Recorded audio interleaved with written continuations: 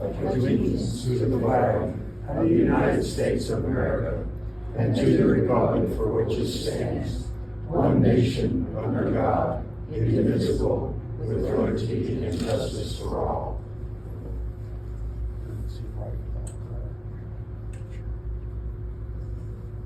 And I would ask you to remain standing as the honor guard exits to the right.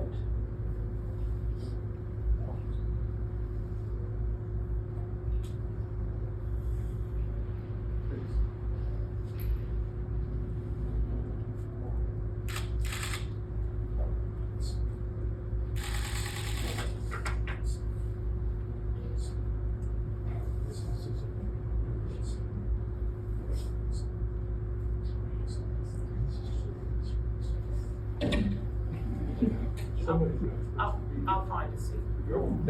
Thank you, gentlemen. Please be seated. Play ball! What kind of ball? What ball?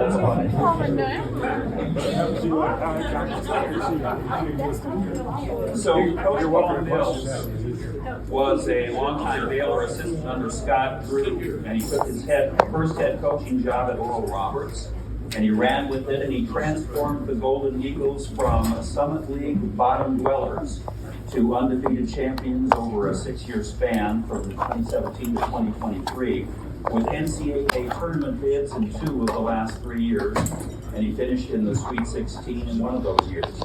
When we were by Wichita State, he said he wanted to spend a few moments with us this evening before going back to the office and completing his preparation for tomorrow's game. So, Coach Mills, if you please, thank you.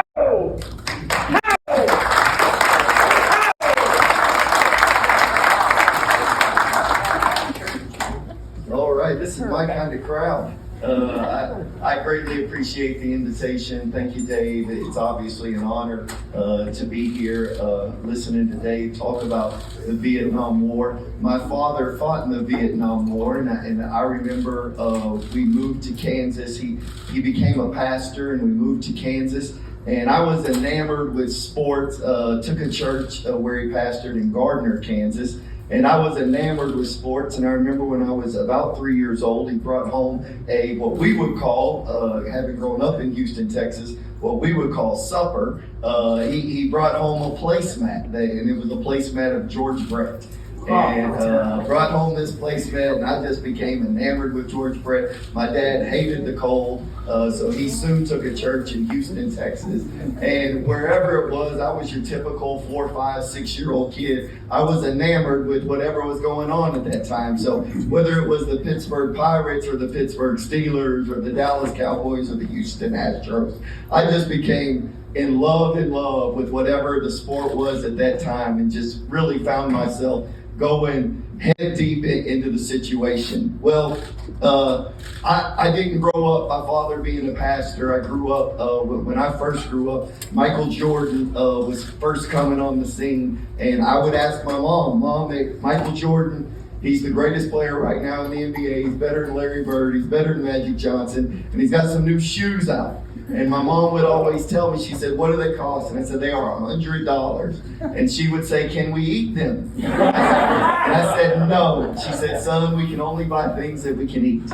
We do not have money for anything else. Your dad," she would tell me, "makes $100 a week doing what he does. And that's obviously more than we would ever do." And so I was never afforded the opportunity to afford a helmet and shoulder pads and cleats. It just, that wasn't anything that we could ever do. I sure couldn't have, I don't know if any of you have ever priced baseball mitts recently, but I cannot believe they cost what they do. But I sure couldn't afford a bat and a baseball mitt and all of those things. But I could run down to the end of the street and play with 12 other guys with one rubber ball.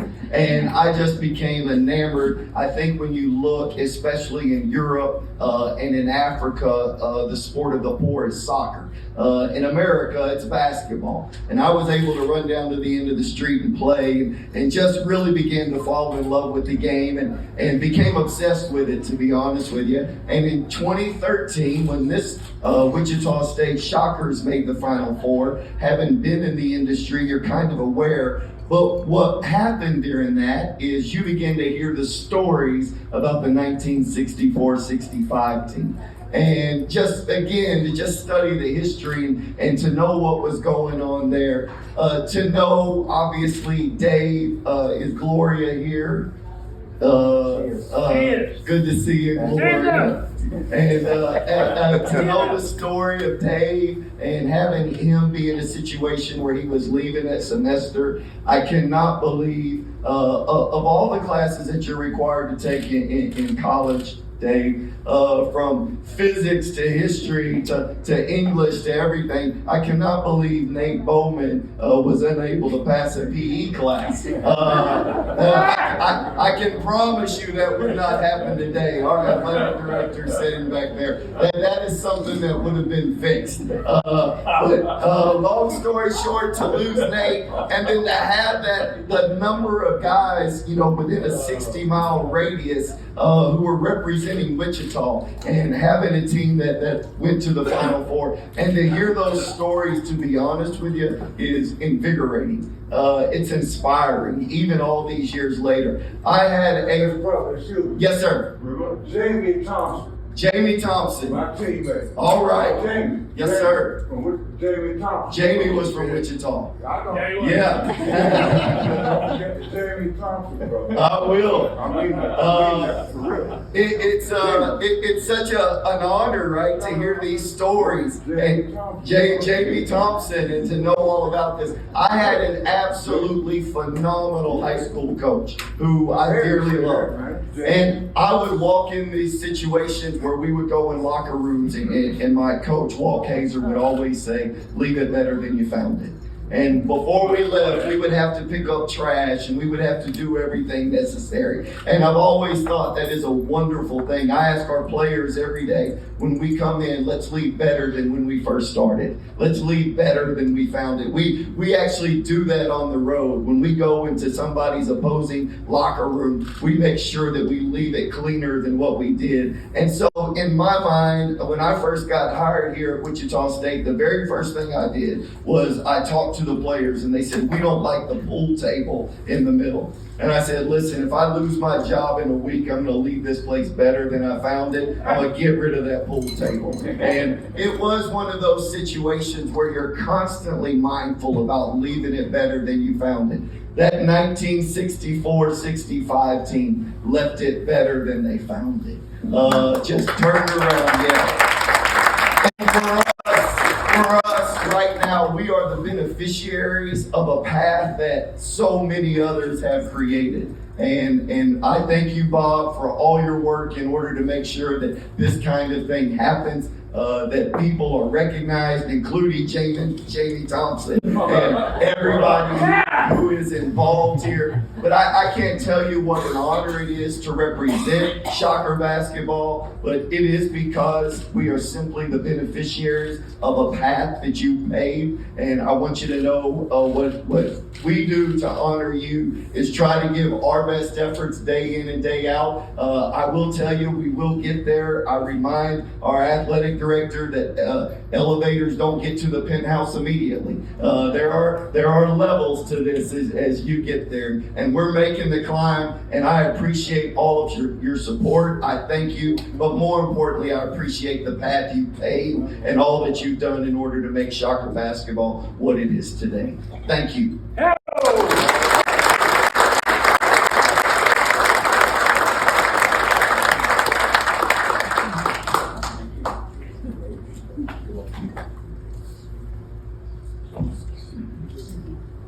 We are a little bit ahead of schedule. I think dinner is going to be served more like 6:25 or thereabouts. So I have a few things to chat with you about before we get into that. One of them is what brought us all here and that Final Four magical year, which was just a fantastic year. Wichita State came into the season with all 5 starters returning from a 23-60 Elite 8 team in 1963-1964. And although it was known going in that All-American Dave Stallworth would run out of eligibility at the end of the first semester because he had joined the 61-62 team at mid-year, the Shockers were ranked 3rd by the AP and 4th by UPI in the preseason polls. They climbed to number 1 in both after a 4-0 start. Then on January 21st, it was revealed that starting center Nate Bowman had failed a class. It was a PE class, believe it or not, and that he was officially ineligible for the remainder of the season. And on January 29th, the Shockers, in their first game without Bowman, lost at Loyola of Chicago, 93-92 in overtime. One night later, Dave Stallworth closed out his sensational career at Wichita State in a 96-76 win over Louisville at the Roundhouse. He departed with the Shockers 13-3 overall and 5-0 in the Missouri Valley Conference. The Shockers did not fold. With a revamped lineup, which included no starter taller than 6'5", WSU went 6-4 the rest of the way to finish the regular season 19-7, and they won the Valley title outright at 11-3 to earn a second straight trip to the NCAA tournament. The 5 starters over the final 14 games of that 1965 season were all from within 60 miles of Wichita. They were Kelly Pete and Jamie Thompson, both from Wichita East, and John Chris from Wichita Southeast, and Vernon Smith from Newton, and Dave Leach from McPherson. In the Midwest Regional at Ahern Fieldhouse in Manhattan, WSU defeated Southwest Conference champion SMU 86-81. Then they upset the 13th ranked Big 8 champion Oklahoma State 54-46 to claim the regional title and a first ever trip to the Final Four. Although WSU lost to eventual national champion UCLA and then to Princeton, they used to have a consolation game in those days. The way that 1965 team hung together throughout adversity made an improbable run to the Final Four, one which we will always remember, and it will be among the most memorable accomplishments in the history of Shocker basketball. So, hats off.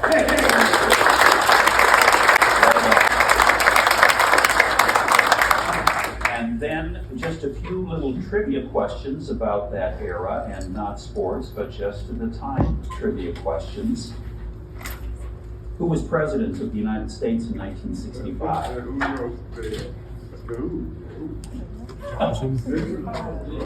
Nixon. We got a couple of votes for Nixon. No looking at your phone. No looking at your cell phone. Lyndon B. Johnson. Option 47. Kennedy had been assassinated. Lyndon B. Johnson. What won the best film? This is your era, gentlemen. What won the best film in 1965? How would I know? No guesses? I didn't even have a television. My Fair Lady. My Fair Lady. What was the most popular TV show in 1965? Bonanza. Who said that one? That is correct. Bonanza was the top TV show. Who won the NBA championship in 1965? The Celtics did. Yes, they did. They certainly did. And for about 10 of an 11-year run for the Celtics. Who won the World Series, the baseball championship, in 65? The Dodgers is correct. The Los Angeles Dodgers won. How much, well, I'll do this one in a second. What were the top 3 Billboard hits? And we'll start with 3, 2, 1. What were the top 3 Billboard hits in 1965? We'll start with number 3. The Beatles had a lot of hits. And they had the first hit in 1965, I Want to Hold Your Hand. That was the first hit in 65. But the top 3 hits to end the year, it was a Rolling Stone song. Satisfaction is correct. I can't get no satisfaction. The number 2 hit was a 4 Tops hit. Can't help myself. That's it. Sugar Pie Honey Bun. I can't help myself. And all of you who bought this record to catapult this song to number 1 in 1965 should be ashamed of yourself. Wooly Bully. Number one song is 65. How can you look at yourselves? Okay, they'll serve dinner in a little bit, and then we'll get started with the program. Thanks for being here. We really appreciate you very, very much. Tomorrow, what we're going to do for those of you on the team, and for those of you, Gloria and Dee, if you're going to be able to do that, about 8 minutes with 8 minutes left in the halftime show, because there's a halftime show. 8 minutes left. They'll come and get you, and then they'll take you to the tunnel. And then during the first break, the 16-minute break, that's when you will take the floor, and Ted Woodward will read the names of all of you. So, all of you folks, tomorrow is the big day to walk out on the stage. Enjoy your dinner, and we'll be back up here in just a little bit. Thank you.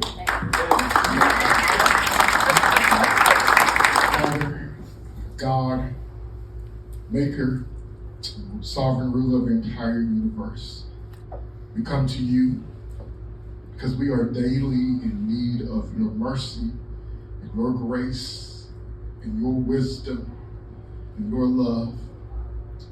Father, we come to you in this moment to say thank you. Thank you for this day. Thank you for the gift of life and health and strength. Thank you for Jesus, who died for our sins, but rose victoriously on the third day, so that whoever believes on him will not perish, but have everlasting life. Father, we thank you for each of the individuals gathered here today for this special occasion to mark the 60th anniversary of this special team. And we thank you for the lives and the memories of those who have gone on before us. We pray that we will be comforted by those memories and their legacies as well. Thank you for the institution of Wichita State, for the athletic department. We pray for the continued hand of favor and blessing and prosperity on these institutions and programs. Thank you for the food that we are about to receive. We ask that it will be nourishment and strength to our bodies. These things we pray in the majestic, marvelous, and mighty name of Jesus, our Lord and Savior. Amen. Thank you very much. Let's get started again. Appreciate your good attention. And once again, we are so thankful that you're all here to be with us for this celebration. Once again, players and or family members in attendance include Dave Leach and Gerry Reimond and Melvin Reed and Bob Powers and Dee Heller, the wife of Ron Heller, and Gloria Stallworth, the wife of Dave Stallworth. All of you, once again, are going to be invited to take the floor tomorrow at the Wichita State-Memphis game. The game starts at 11 o'clock. Our contact there is Jared Fox, and he'll come to get you. You're going to be seated together, and he'll come to get you at about the 8-minute mark at halftime. 8-minute mark at halftime. And then what you do is you go with Jared, and then you'll walk onto the floor with him at the 16-minute timeout. So it's the first timeout of the second half. And that's when you walk onto the floor. Ted Woodward is going to say a few words for you. I have these very same instructions right up here. If you want to come up and get them, I gave them to some of the folks, but I'm going to put them right down here on the floor. And if any of you need to come up and get a copy of that when you're done, that is terrific. And we look forward to seeing you tomorrow. You know, for those that have passed away, and we have mentioned a number of people that have passed, and it's so sad, but it is fortunate that we had them in our lives for the time that we did have them in our lives. But we refer to them as the Sky Hoops members, and that number, of course, has grown. And the new Sky Hoops members are Betty Thompson. She is the wife of Coach Gerry Thompson. She passed away in April 26th of 2023. Vernon Smith died on November 24th of 2022, and Don Harmison, the trainer, passed away on February 29th of 2024. And tonight we also named Marine Private First Class John Daniel Slash, an honorary member of our Sky Hoops team. So let's observe a moment of silence, if you please, for all of those members of our family that we have lost.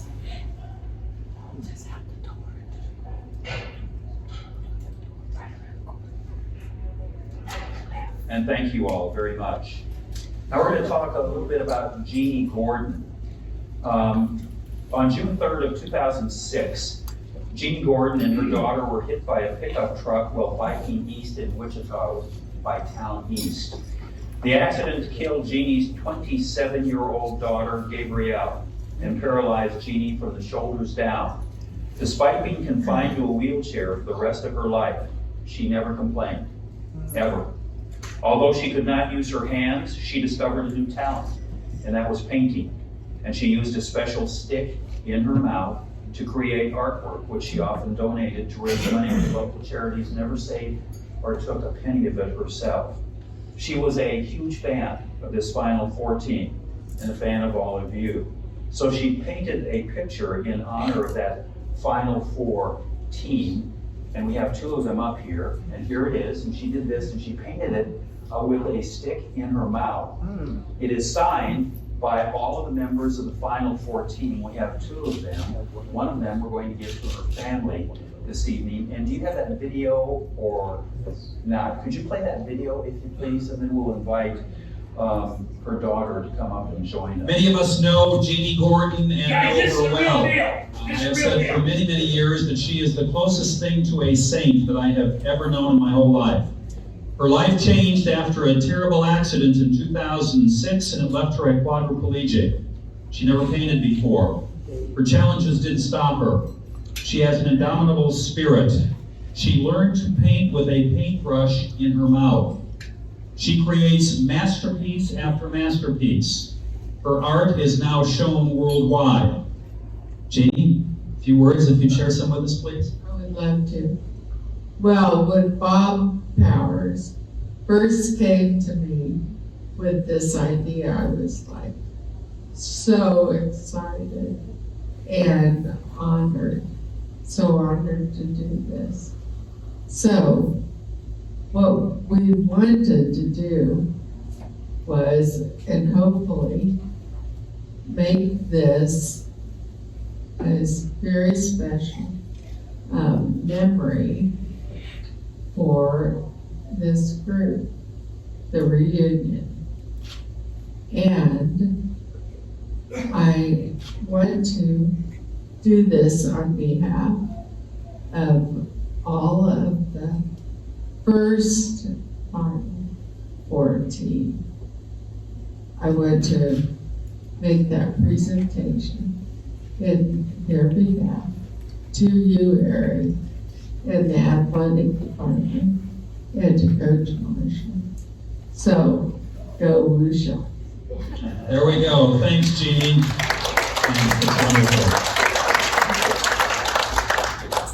She was quite something. I went to her funeral, and I've never seen so many tears shed at a funeral. She was literally a saint. She was. We're going to present two of these. One of them will go to Jeannie's family. So we're going to invite one of her daughters, Jody Lonergan. Jody, are you here with us? Come on, Dad. Yeah. Oh, wait. Yeah. Sure. Yeah. Please come on up. Please come on up. And we'll do it. And we'll make this presentation to you. He's a shame. Don't judge him. Ease up, Herb. Oh, Jeannie's sister. All right. Thank you. Sister and Sebastian, thank you. And here we go. There we go. Yeah. There we go. Okay. No, that's fine. There we go.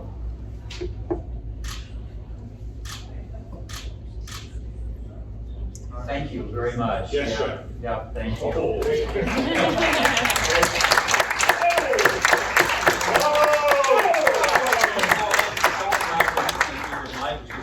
And I'll give you, this is the container for it. When you Pass it around the room so everybody knows. Yeah.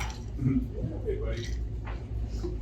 College sports have just taken a turn for who knows what. And it is a difficult time to be involved in college athletics. And that means you have to have very, very special people in charge of your programs. We have one of the best athletic directors in all of college sports, in Kevin Saal. Kevin, an extremely busy man, is always working, also is here with us tonight. We're going to present one of these pictures that Gene has done to Kevin so that he can place it in the athletic department offices. And then Kevin's got a presentation he's going to make as well. So Kevin, if you would be so kind.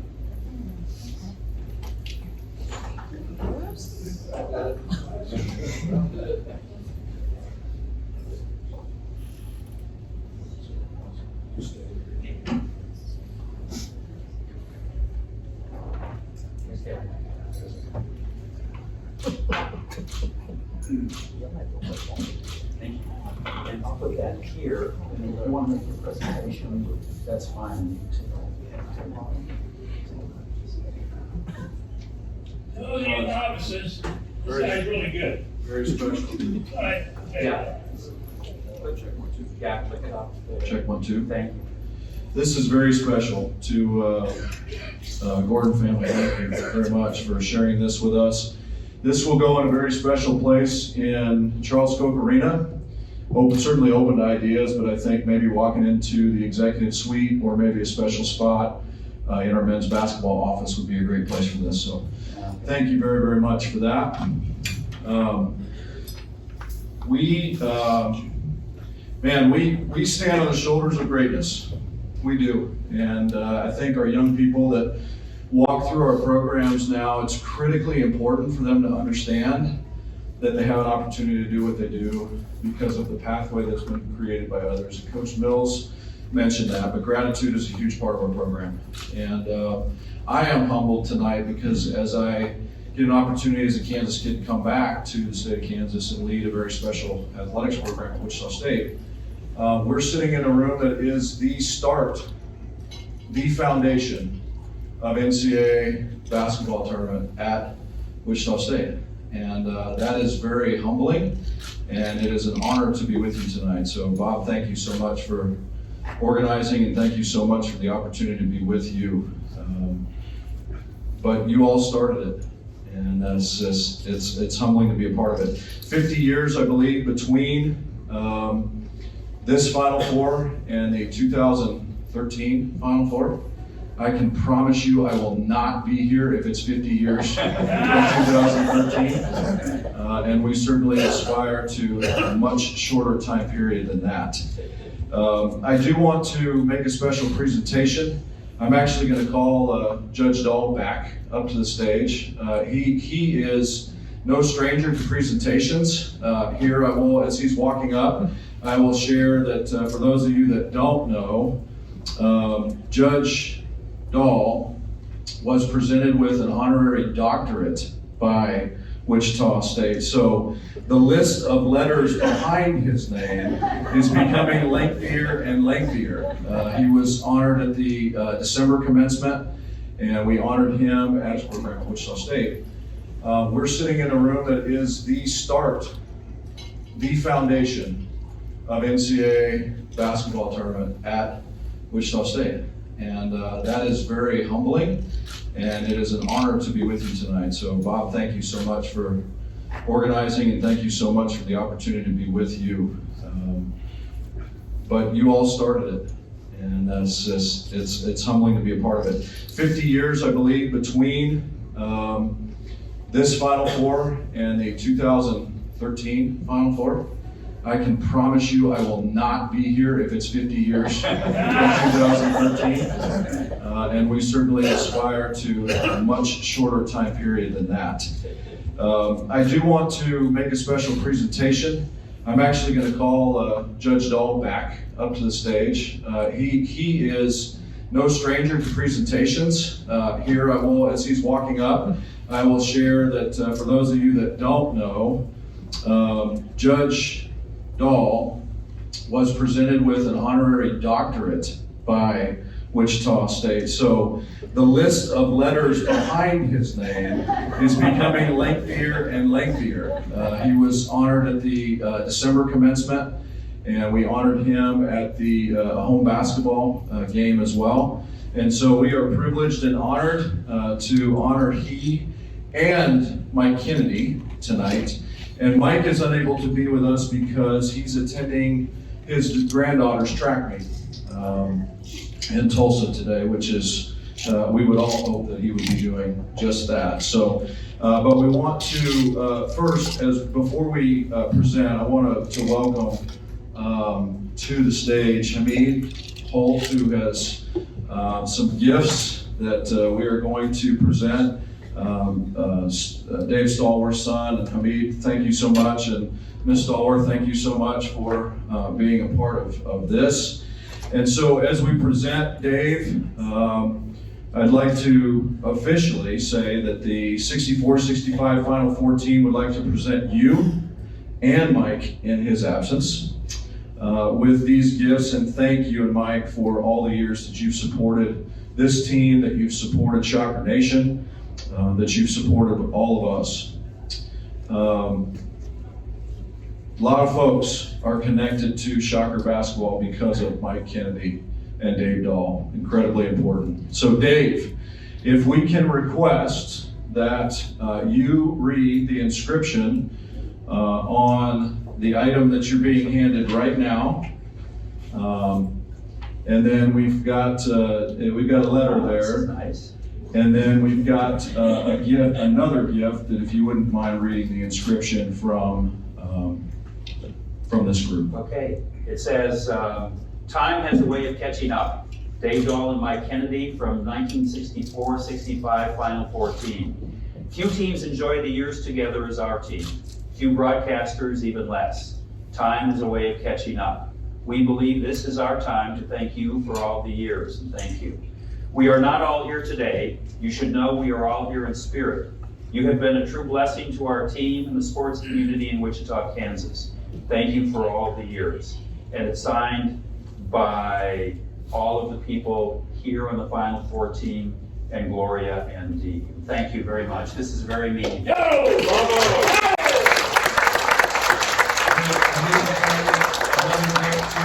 Judge Dahl, that is a very nice gift for one for each he and Mike. And I think there's an inscription on this gift that we'll ask Judge Dahl to read out to the group.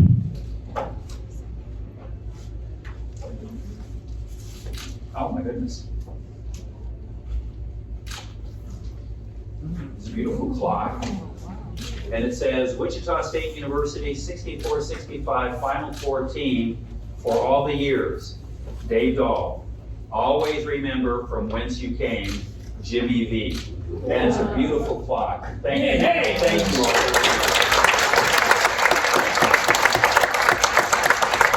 Thank you so much for being with us. If you wanted to maybe just say a couple of words. I just want to say thank you for, and of course, the Bob Powers for putting this all together and everybody for showing up. Thanks for my mom for introducing me to the wonderful man, Dave. All of you probably had, not all of you, but most of you had a chance to see him play. Yes. I never got to see him play. Heard some phenomenal stats quoted by you tonight, but I just say more or less he was a phenomenal man off the court. So I was fortunate enough to get that part of him. And glad to honor him as a player and as a man. Good. Thank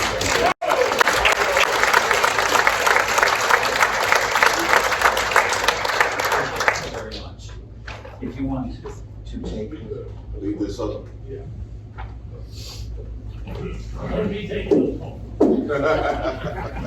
Yeah, thank you so very much. That's really brings a tear to my eye. I appreciate that very much. And we are very fortunate to have Kevin at the helm of our basketball program. Now we'd like to invite Dave Leach to the stage. Dave, thank you for agreeing to do a wrap-up. And after Dave is done sharing some thoughts with us, we'll conclude with Denny Dusick sharing his talents by playing Old Lang Syne. Okay, David, please. Thank you. He's an All-American, I'm telling you.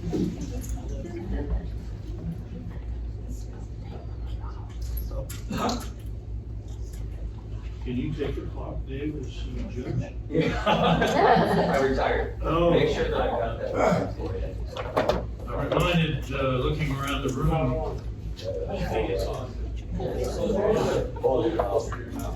Pretty good. Yeah. Wow. He doesn't need it. I'm reminded, looking around the room, of a couple of things Satchel Paige said. One, don't look back, somebody might be gaining on you. And two, age is strictly a function of mind and matter. If you don't mind, it don't matter. For you who don't remember Satchel Paige, which would be probably quite a few, especially over in this neighborhood. He was quite the pitcher who got caught in the days when black players were not welcome in Major League Baseball. And so he made his name both in the black leagues and barnstorming the U.S. And he was something else. He was still pitching when he was 48, 49 years old. And quite good. Bob's done it again, hasn't he?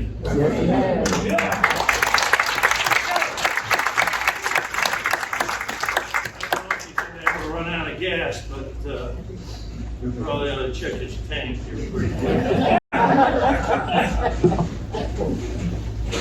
It's a pleasure for me to represent this group that we had the privilege of playing for, on, and for the university, and for all of you people in the community. Because we certainly enjoyed our time, and we enjoyed all the support that you gave us over those years. Dave Stallworth certainly was the key to all of our success.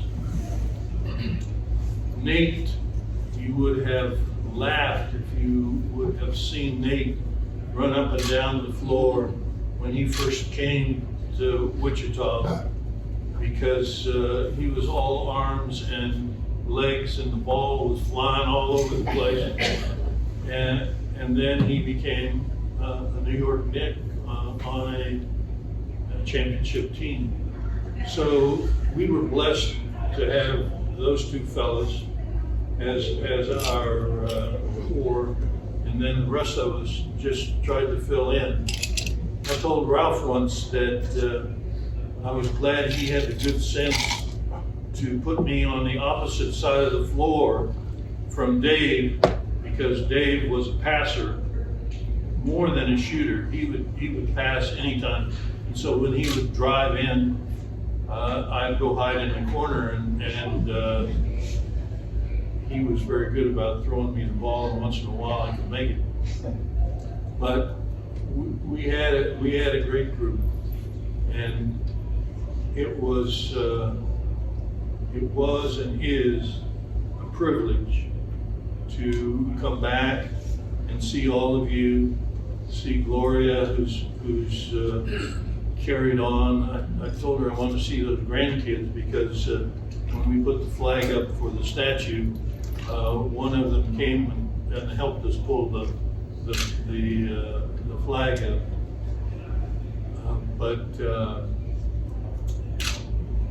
Dee, wonderful to see you. Ron was quite the coach.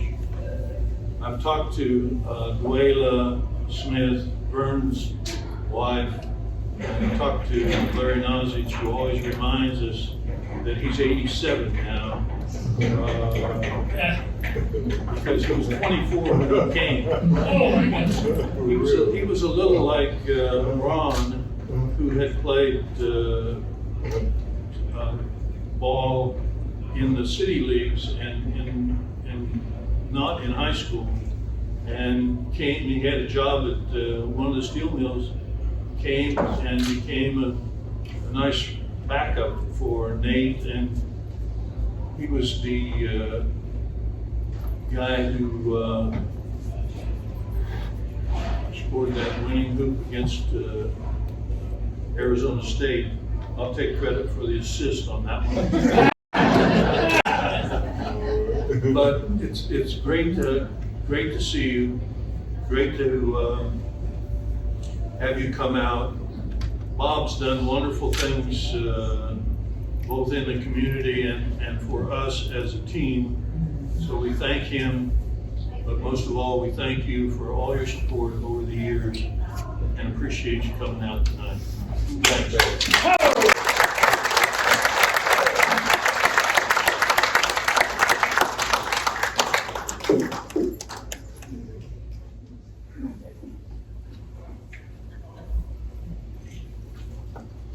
Dave, thank you, always with such modesty.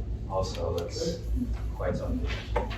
Let me say one thing about those CDs out there. Bob has CDs for everybody, and there's enough for one for everybody, but Bob, go ahead. So the CDs that are out there, that's probably the best description that I have seen about the 64-65 team. And so it would be a real memory piece for the Die of the Wolves Shocker fans to have one of those, and they're out there for the taking, so they're all yours. Thank you again, Bob. Mark a calendar, February 15th, 2035. We'll be back for the 70th anniversary of this Final Four team. And as we part company, hopefully to see one another again, we're going to ask our friend Benny Dusick to share his talents with us by playing Old Lang Syne. And as he is, you're welcome to depart. Thank you all for being here. Y'all have a program.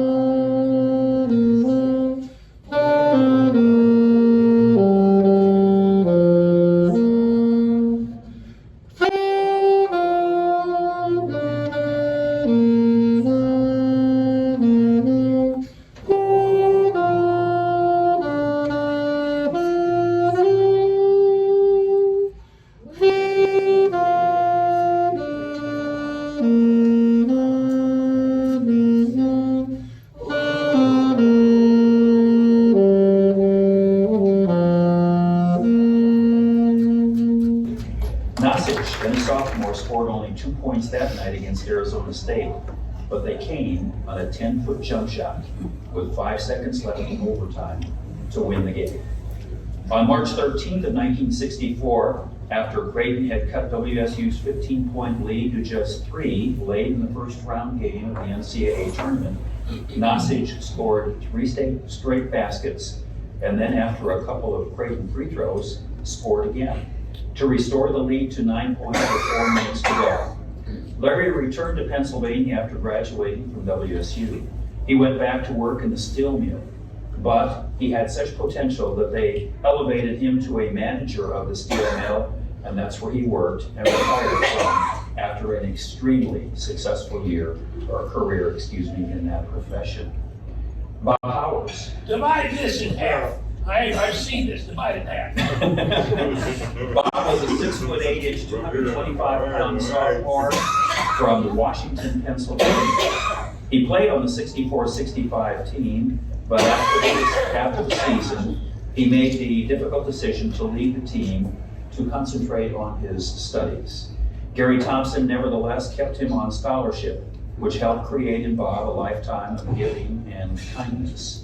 Bob almost single-handedly has been responsible for the 50th and 60th reunion of the Shockers Final Four teams. He has remained in Wichita since his graduation.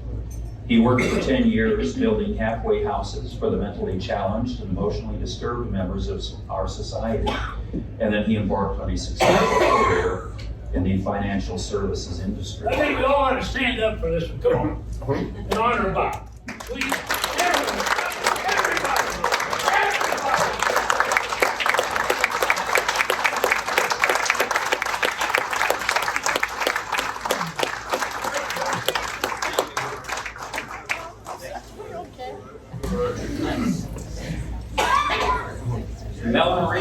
Melvin, a 6 foot, 190-pound sophomore from Dallas, Texas. Melvin became the 6th man on the 64-65 team after the departure of Stallworth and Bowman, and made a key contribution down the stretch over his last 2 seasons. He played as an undersized postman, using his speed and quickness to battle the likes of Joe Allen of Bradley, Rick Roberson of Cincinnati, and Bob Nedelecki of Drake. Oh man. And Wes Unseld. Oh, I say. Of Louisville. All much bigger, much heavier than Melvin, but he held his own. As a junior in '66, he averaged 13.3 points per game and 6.6 rebounds. And as a senior in '67, Melvin averaged 17.4 points per game, 6.4 rebounds per game, and shot 49.8% from the field and 70.4% from the line. He was also the Missouri Valley Conference high jump champion in 1965 and in 1967. And after his basketball career, Melvin traveled the country designing, making, and selling fine custom jewelry. Gerry Reimond. Gerry was a 6'8", 210-pound senior from Aliquippa, Pennsylvania. He played on 2 NCAA tournament teams at WSU and saw action in both Final Four games, a standard that is held by very few college players. Gerry was a rugged player. He made WSU a better team, and he played a critical role in helping the Shockers get to the Final Four. After basketball, Gerry established a career as a successful investment banker and has lived in Lawrence since the late 1970s. Mohammed Sharif. Mohammed was known then as Kelly Pete, a 6'1", 190-pound junior from Wichita State. He was an all-state player for Wichita East and MVP of the state tournament team in 1962, teaming with Jamie Thompson to lead the Blue Aces to the state title. Could you imagine having a team with Jamie Thompson and Kelly Pete on it? My goodness. He moved to the starting lineup as a sophomore right off the bat in 1963 and 64. He was a huge factor in WSU, going 61-25 over his 3 years of varsity playing and taking the Shockers to 2 NCAA tournaments and 1 NIT tournament. During the second half of that memorable 1965 season, he became the floor leader and the go-to guy, finishing with 17.3 points per game, 7 rebounds and 3.5 assists per game. And Mohammed shot 49% from the field and 79% from the line. He was named All-MVC, and he was honorable mention All-American. In the 4 NCAA tournament games, he averaged against the best of the best, 22 points per game, 8.8 rebounds per game, and he shot an amazing, as a guard, an amazing 64% from the field. Mohammed lives in Tucson, Arizona, and he has, for the past 50 years, run a very successful business importing and selling African artifacts. Vernon Smith was a 6'4" senior from Newton, Kansas. He originally signed with Oklahoma State. Then he transferred and sat out the 1962-63 season before becoming eligible in 1963-1964. Can you believe it? You had to sit out a year when you transferred? That's not the case anymore. In the Midwest Regional title game against Oklahoma State, the team he had played for just a couple years before, he scored 12 points. He was 2 of 2 from the field, 8 of 9 from the free throw line, and he averaged 10.5 points per game in 4 NCAA tournament games. Vernon was a successful high school coach and teacher in California, where he passed away on November 24th of 2022. Dave Stallworth, a 6'7" senior from Dallas, Texas. And Harry's brother was on a flight. And on the flight was somebody that had played high school ball with Dave Stallworth. And he said, we've got a guy here in Dallas that you just need to talk to. They talked with him, they signed him, and what a stroke of luck. Dave turned out to be probably the greatest player in Wichita State history. It would take too long to go over the highlights of Dave Stallworth's career at WSU. Suffice to say that he became the school's first consensus, first-team All-American, and the holder of every significant record, and remains probably the greatest player in the program's history and one of the greatest in the history of college basketball.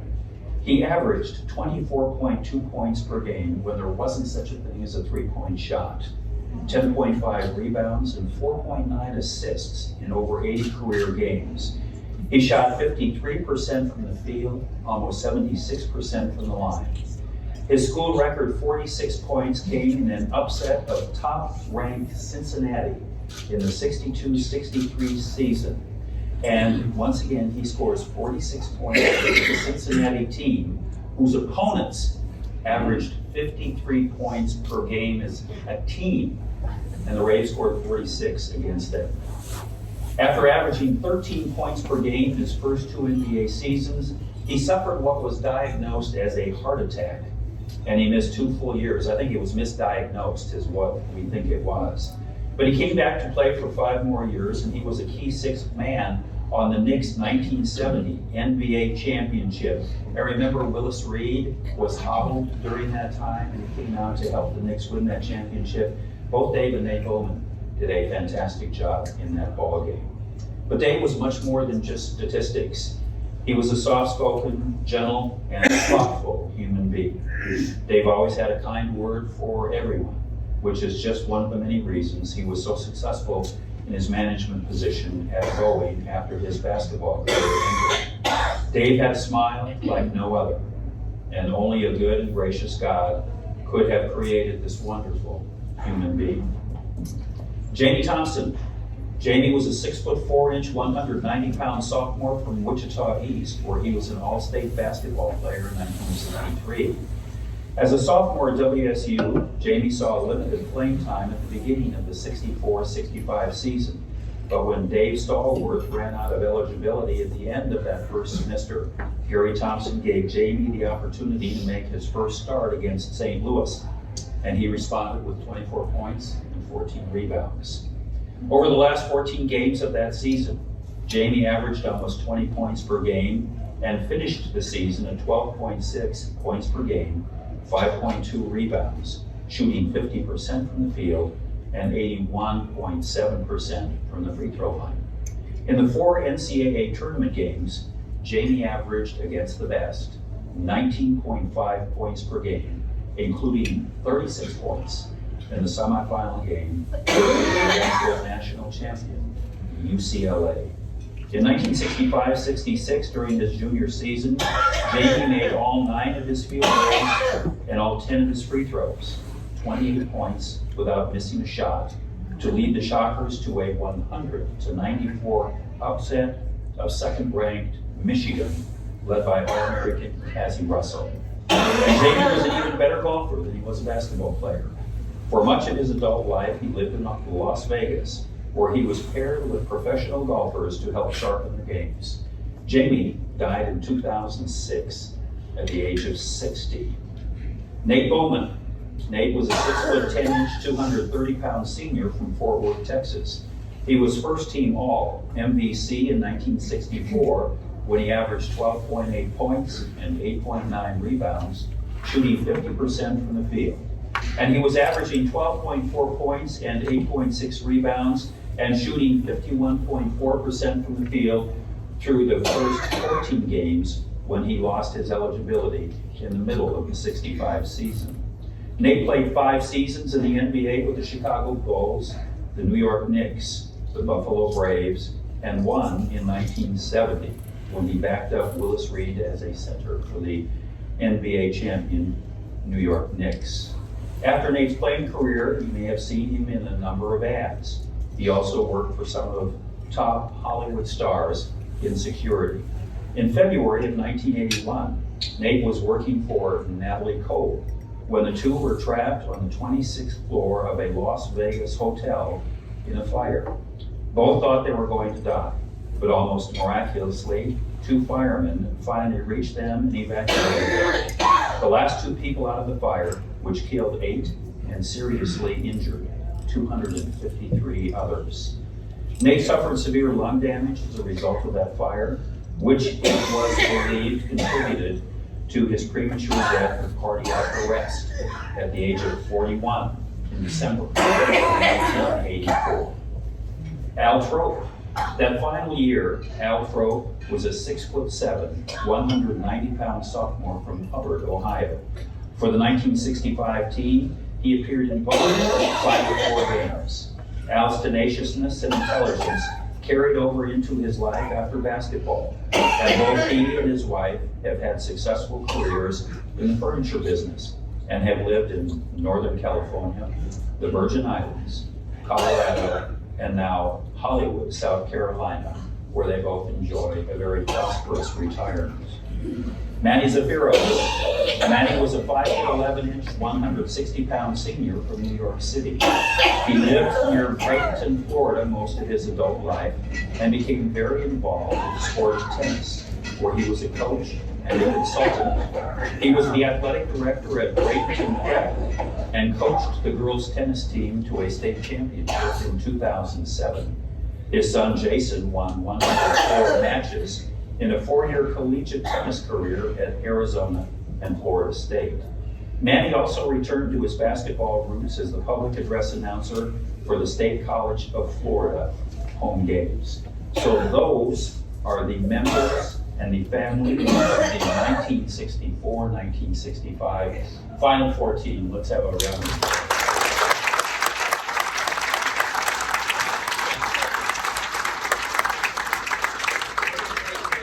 Restroom break, and let's take Hey, before you do that, Bob asked me to keep you on ball. First, it's unbelievable what you've done. Second, I want everybody to stand up for Mrs. Stallworth. She is Wichita. Please,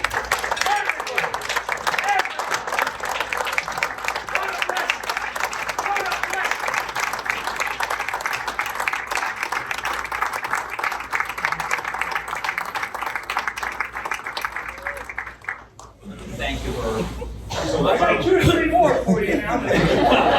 We'll be talking about all the players, including Tommy and Manny, but they certainly are sorry that they couldn't be here.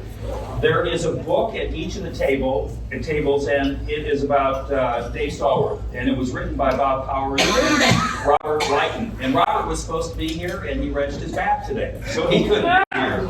So my goodness, I shouldn't be saying that. Yes, good grief. Anyway, it's a wonderful book. I have read it, and they put a lot of heart and soul into that book. And it goes to the oldest person at each table, because there's one at each table. And if you refuse to admit that you're the oldest person at the table, it goes to whoever next. We call it that.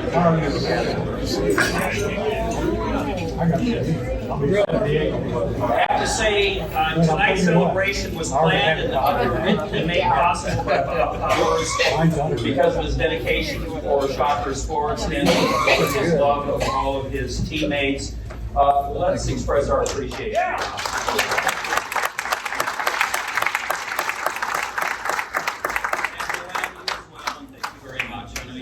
Really are supportive and help out a lot. Yeah, she saw it. She heard. 57% of all high school students play a sport. I didn't realize it was quite this high. 57% of all high school students play a sport. What percentage of those that play a high school sport do you think play a college sport? 3.6% of all of those 57% that play a high school sport play a college sport. It's a very minimal select group of people that play in college. And there are a lot of college athletes here today from colleges all over the United States. And we'd like you all to stand, regardless of where you play a college sport, so we can recognize you and express our gratitude. Everybody that played a college sport, please stand.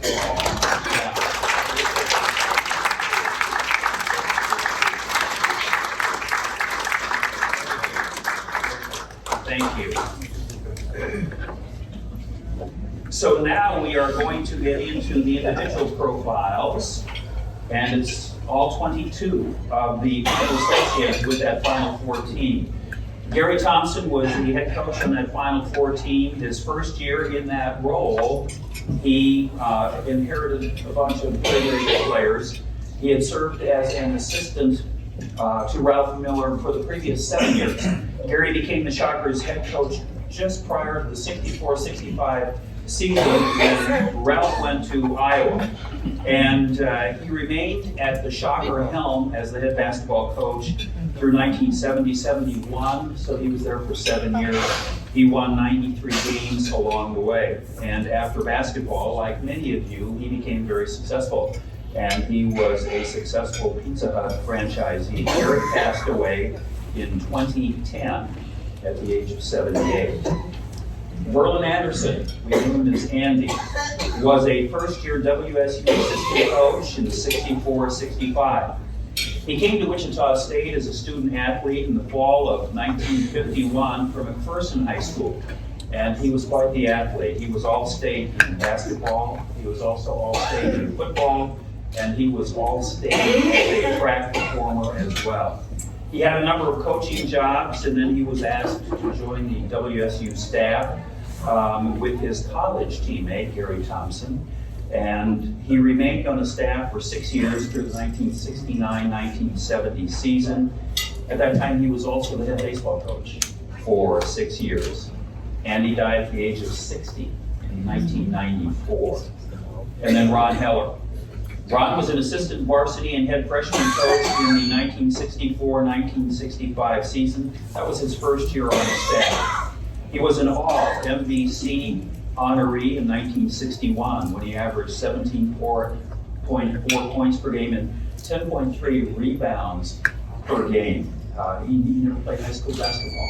He started playing basketball after he played on the sandbox, the hard courts in the summertime. And he turned into a real ace. He was the head coach briefly at Douglas, Kansas High School before he came onto the staff at WSU. He remained a Shocker assistant for 12 years, 7 with Gerry Thompson and 5 with Harry Miller. And then he left for the banking business. He worked at Bank 4 for a number of years. When he was in the banking business, he was also the color commentator on the WSU radio and TV broadcasts. But he missed basketball, at least the coaching aspect, and he returned to the sideline with Friends University. He charged high interest rates at Bank 4. Only for those that were untrustworthy. I don't know who that would be. That's right. Let's see the credit scores. During his 19 years as head men's basketball coach at Friends University, he won 5 KCAC championships. He was named KCAC Coach of the Year in 1988. And then he was also the athletic director at Friends University for a 19-year period. And during that time, he added 9 sports to Friends catalog, and he was the District 10 Athletic Director of the Year in 1989. When he died in 2006, he was in his late 60s. When he died in 2006, the headline on the first page of the Wichita Eagle said, "Beloved Coach, Ron Heller passes away," and he certainly was beloved by all of us that knew him. Lanny Van Emmen. In the Final Four season in 1964-65, Lanny actually was an assistant coach at the University of Iowa. He had moved there from WSU with Ralph Miller. Lanny was a 1,000-point scorer for the Shockers. He was also a fine baseball player. He played 1 year in the New York Yankees organization, as a matter of fact. And then he went into coaching, joining Coach Miller's staff at WSU in 1962 and 63. But more importantly, Lanny was instrumental in recruiting most of the players on that Final Four team. Tom Reeves.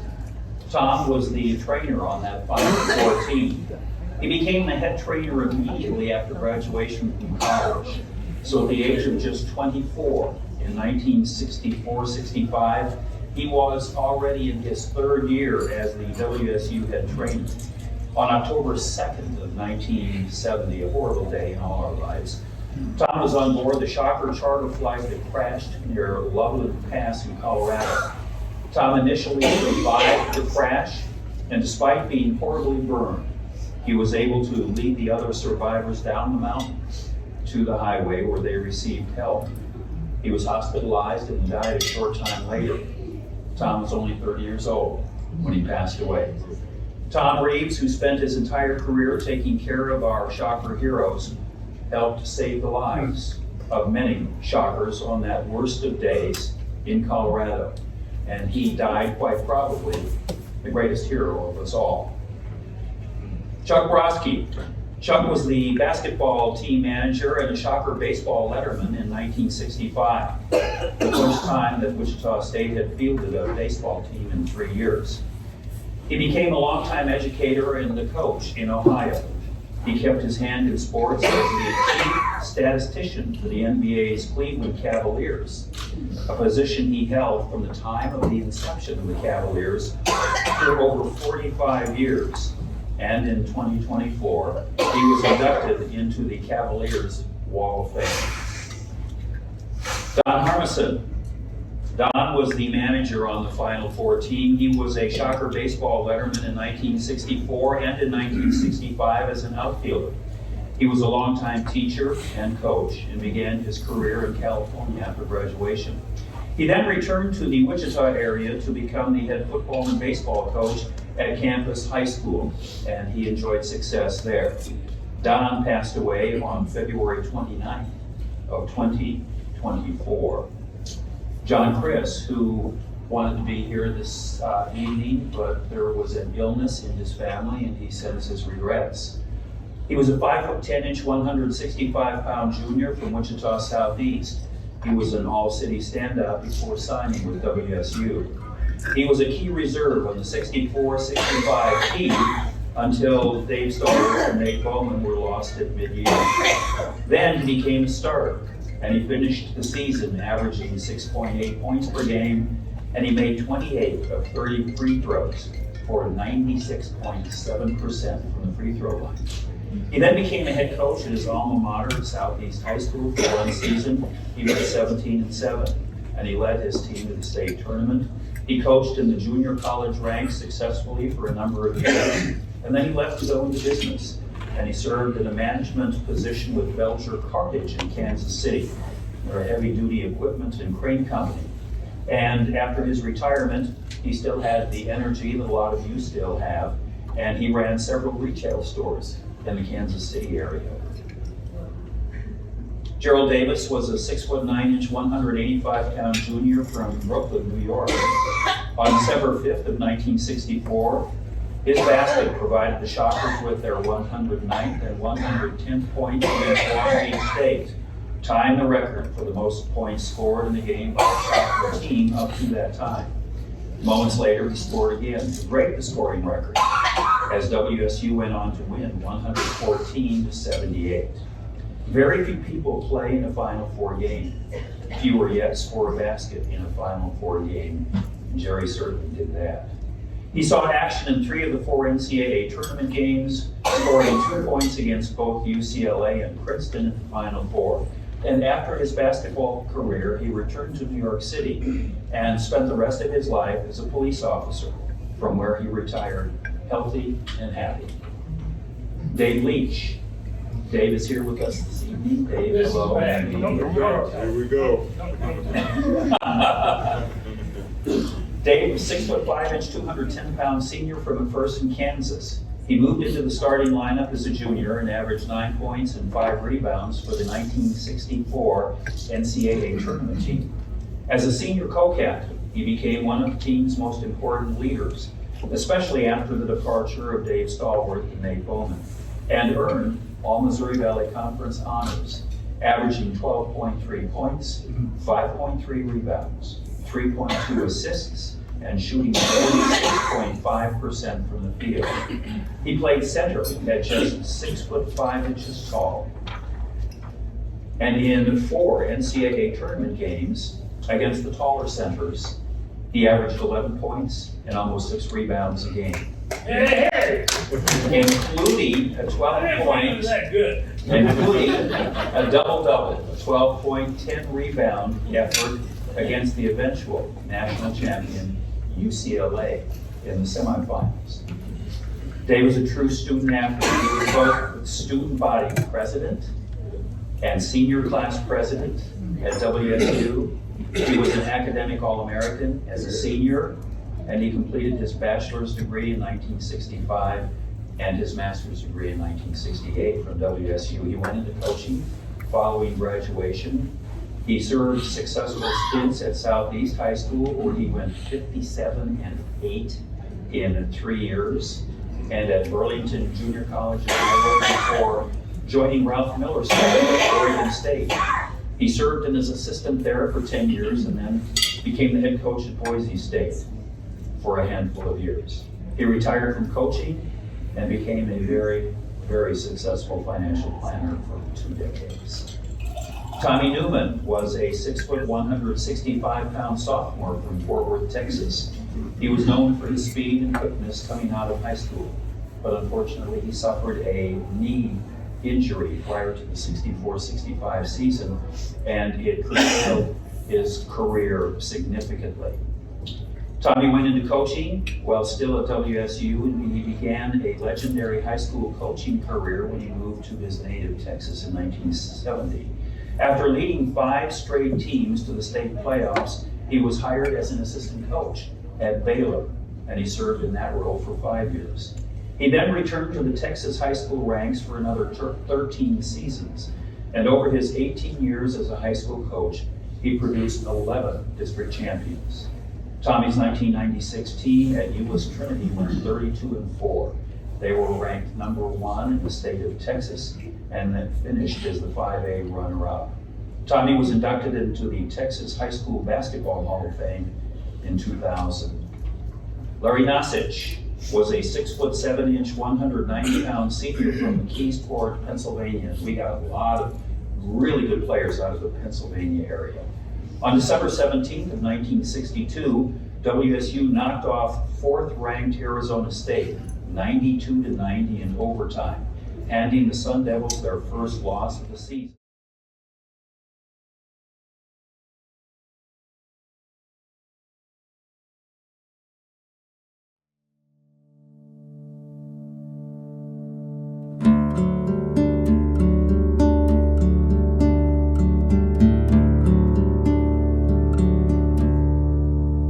Don't let the old man in. I wanna live it some more. Can't leave it up to him. He's knocking on my door. And I knew all of my life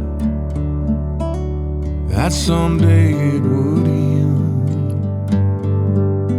Get up and go outside. Don't let the old man in. Many My body's withered and worn. Ask yourself, how would you be if you didn't know the day you were born? Try to love on your wife and stay close to your friends. Toast each sundown with wine. Don't let the old man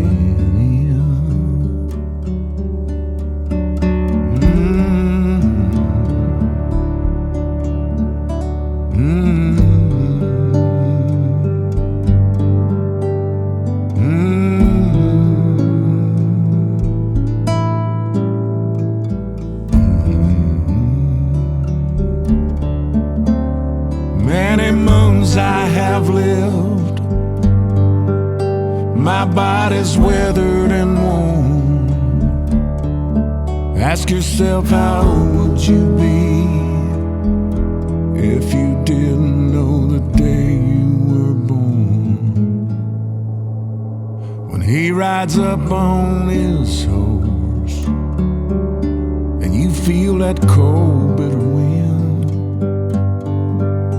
look out your window and smile. Don't let the old man in. Look out your window and smile. Don't let the old man in.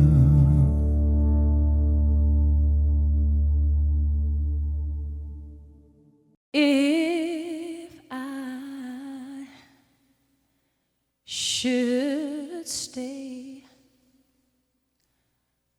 I would only be in your way, so I'll go, but I know I'll think of you every step of the way.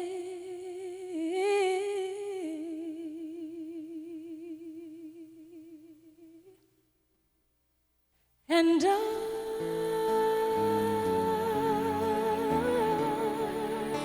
will always love you. Will always love you.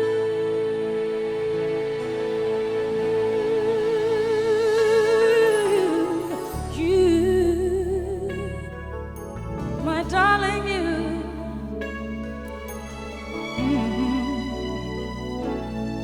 Bittersweet memories, that is all I'm taking with me. So goodbye, please don't cry. We both know I'm not what you need.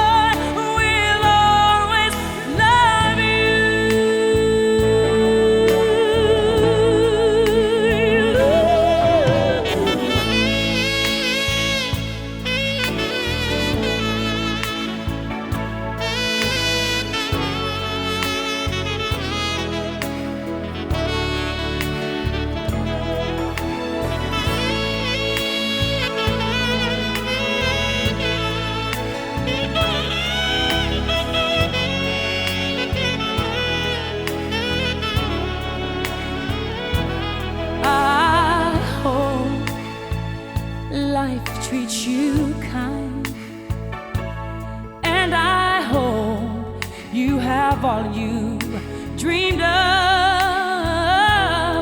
and I wish you joy and happiness, but above all this I wish you love.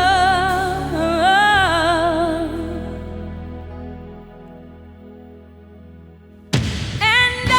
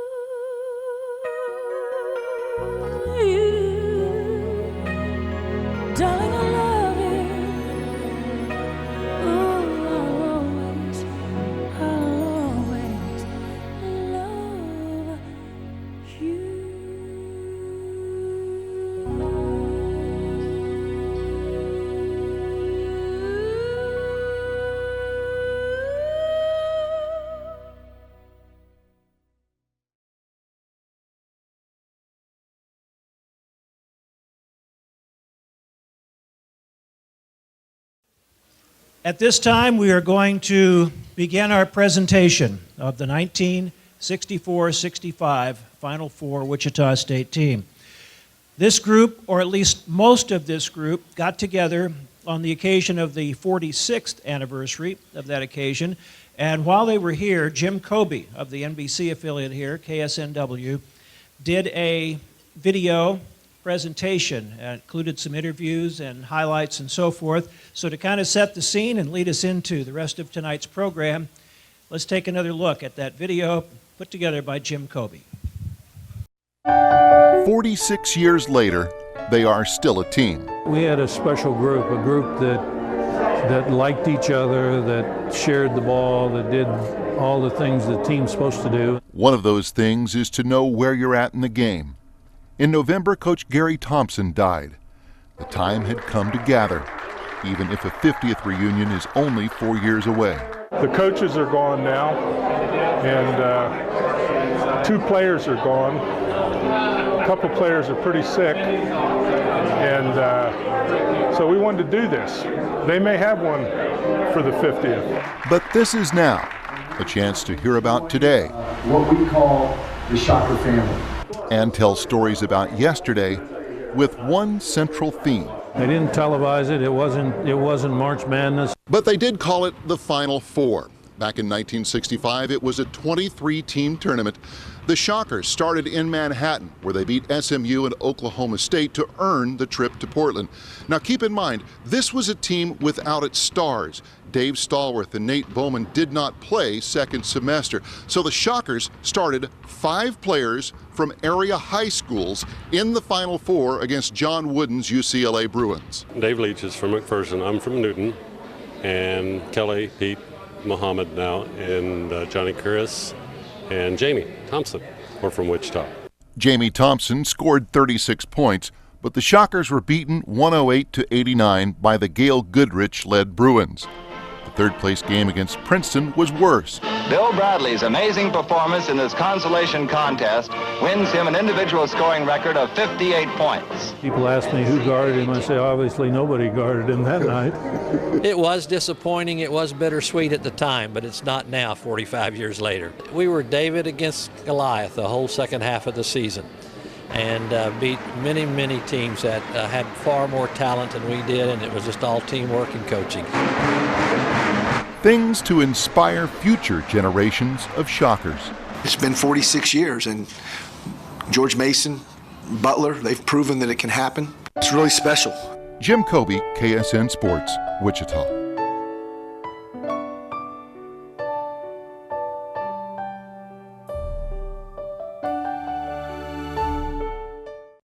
All right, if we can invite the members of that Final Four group to please come up on stage with us. Yes, we are ready to go, man. Report in, report in. These guys are going to jump up on stage. Now, this is impressive. Let's do some jumping here, guys.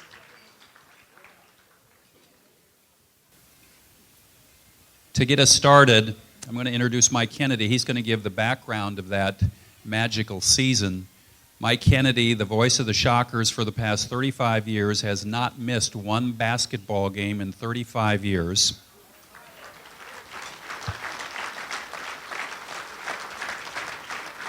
Has been inducted into 6 Halls of Fame, is the Kansas Broadcaster of the Year. He'll be inducted into the Hall of Fame in North Carolina this summer. Please welcome Mike Kennedy.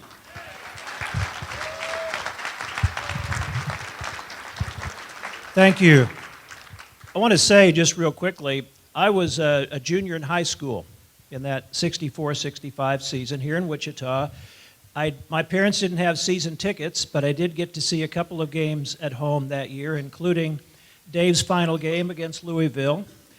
And my uncles always bought tickets to the Midwest Regional, which back then was always in Kansas, either in Manhattan, Lawrence, or here. And so I was there in Manhattan for the regional semifinals and finals, and still one of the greatest thrills of my life. I was a Shocker fan all my life, and this is a great honor and privilege to get to be part of this. Wichita State came into that 64-65 season with all 5 starters returning from a 23-6 Elite 8 team in 63-64, but it was known going in that Dave Stallworth would run out of eligibility at the end of the first semester because he had joined the 61-62 team at mid-year. The Shockers were ranked third by the AP, fourth by UPI in the preseason polls, climbed to number one for the first time ever after a 4-0 start. On December 14th, the top-ranked Shockers met number 2 Michigan at Cobo Hall in Detroit, and Michigan won 87-85 on a long last-second shot by All-American Cassie Russell after Dave had been forced out of bounds at the other end without a call. Shockers went on to improve to 7-1, then lost to St. Joseph's 76-69 in the finals of the Quaker City Invitational in Philadelphia. Hometown St. Joseph shot 27 free throws to the Shockers' 7. That was followed by 5 more wins, including the first win over Bradley in Peoria in the history of the program, bringing the record to 12-2, and it moved the Shockers to 3rd and 5th in the polls.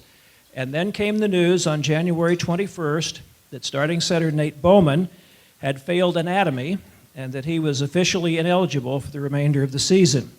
On January 29th, the Shockers, in their first game without Nate, lost at Loyola Chicago 93-92 in overtime. And one night later, Dave Stallworth closed out his sensational career at Wichita State in a 96-76 win over Louisville at the Roundhouse. He departed with the Shockers at 13-3 overall, 5-0 in the Missouri Valley Conference. In commenting on the loss of both Bowman and Stallworth, head coach Gerry Thompson said, "Naturally, this eliminates some of our power. But I have a lot of confidence in these kids. We are not going to fold." And he was right. The Shockers did not fold. With a revamped lineup, which included no starter taller than 6'5", Wichita State went 6-4 the rest of the way, finished the regular season 19-7, won the school's first ever outright Valley title, 11-3, and a second straight trip to the NCAA tournament.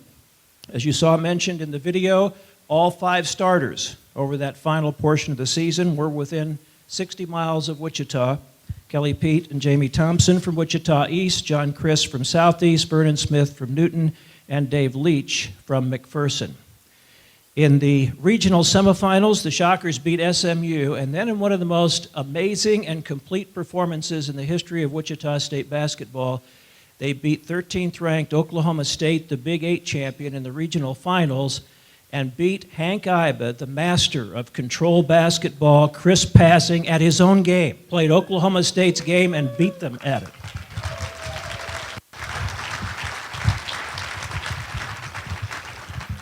Although the Shockers lost to UCLA and to Princeton in the Final Four, to go through the adversity that that team faced and make it an improbable run to the Final Four will always remain one of the most memorable accomplishments in the history of Shocker basketball, and it is a great pleasure to honor these men tonight on the 50th anniversary of that accomplishment. We are going to introduce you to each of the members of that team. Get your butt up here. Lanny, get up here. There's a chair for you up here. We'll explain why Lanny's reticent here in just a moment. And if you'll bear with us, I'll get out of the way here a little bit. And here we go. Thanks, Mike. We're going to start with Gerry Thompson, the head coach on the Final Four team. It was his first year as head coach, after serving as an assistant for Ralph Miller for the previous 7 years. Gerry was a 1950 graduate of Wichita East High School. He even played for Ralph in high school as well, and then was reunited with him as a sophomore at WSU when Ralph became the Shockers head coach. Gerry was the floor leader on WSU's 27-4 NIT team in 1954. He scored 573 points in his 3-season career and averaged a career-best 10.7 points per game as a junior in 1953. After graduation, Gerry was commissioned in the U.S. Air Force. He actually began his coaching career as the head coach of the Air Force Base team at Ardmore, Oklahoma, before joining Ralph Miller's staff in WSU in 1957-58.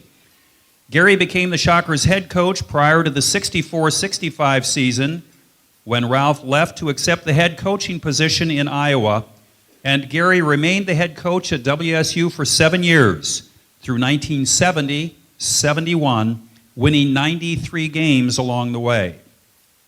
In addition to leading WSU to an MVC title and the Final Four with a 21-9 record in his first season, Coach Thompson produced a 17-10 team in 1966, which went to the NIT. After basketball, Gerry became a very successful Pizza Hut franchisee, and Bob Powers feels particularly indebted to Gerry for helping Bob make some very important decisions at a critical point in his life. Gerry was a good coach to us all. He passed away in 2010 at the age of 78. Gerry Thompson. And we'd like Gerry's family to stand, if you would, please, as well. Gerry's family would stand. They're like family to all of us, the Thompson family. Thank you all very much.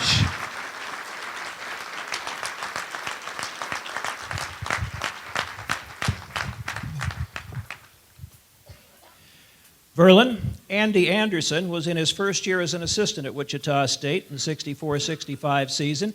He had come to Wichita State as a student athlete in the fall of 1951 from McPherson High School, where he was an all-state standout in basketball, football, and track. Over his 4 seasons at WSU, he improved steadily every year, averaging 8.2 points per game as a senior, graduating in the spring of 1955. He coached basketball and track at Conway Springs for a year, then was called into the Army. After his discharge, he worked in the insurance business before being lured back into coaching at Cimarron, Kansas, where he won 2 straight conference titles. He moved to Ark City for a year, and then when the change occurred at Wichita State, he was asked by his college teammate, Gerry Thompson, to join his staff at Wichita State heading into this 64-65 season. He remained on the staff at WSU for 6 years through 69-70 and was also the head baseball coach over that 6-year span. He died at the age of 60 in 1994. Verlin Anderson, would his family please stand?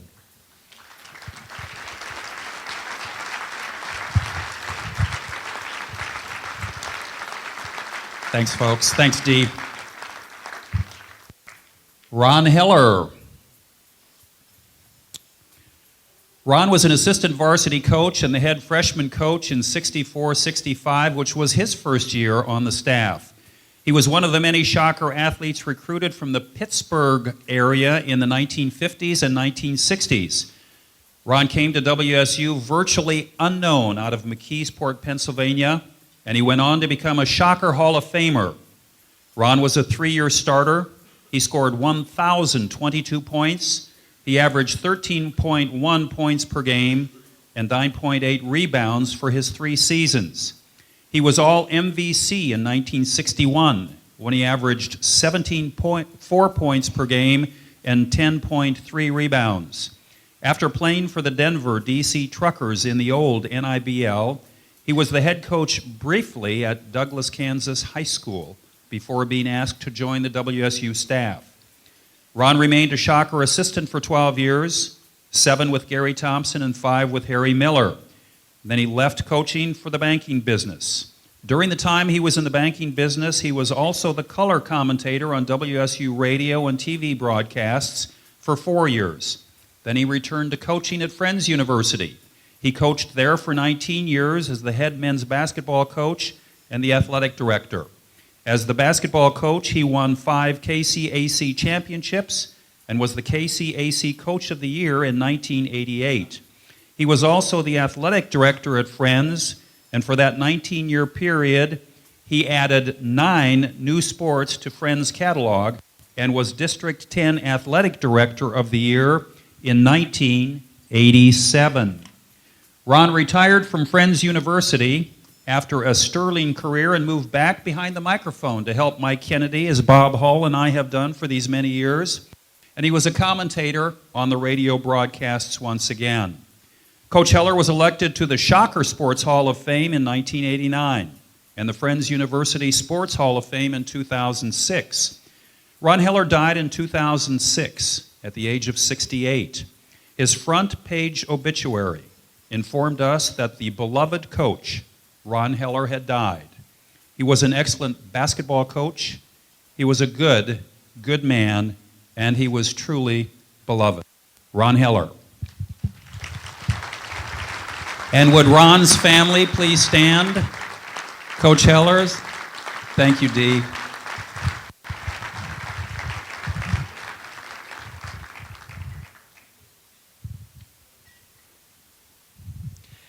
Lanny Van Eman, and I know Lanny's a little uncomfortable about being included because technically he had moved on to the University of Iowa that year, went with Ralph Miller to the Iowa staff. But everybody here felt like Lanny should be included because he helped recruit most of this team and was certainly very much a part of it.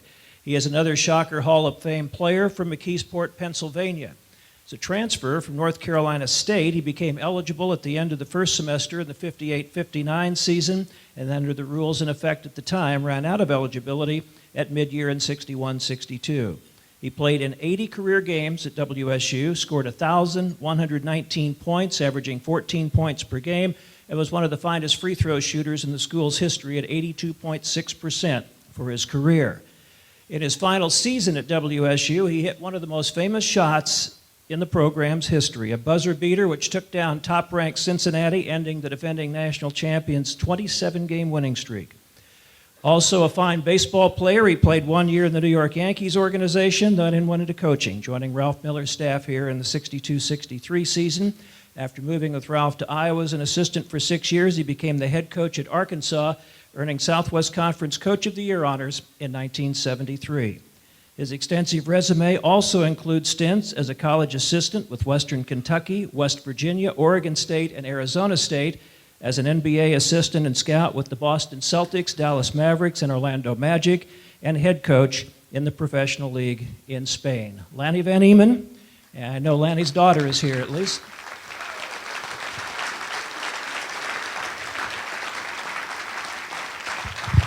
Thank you. Thank you, folks.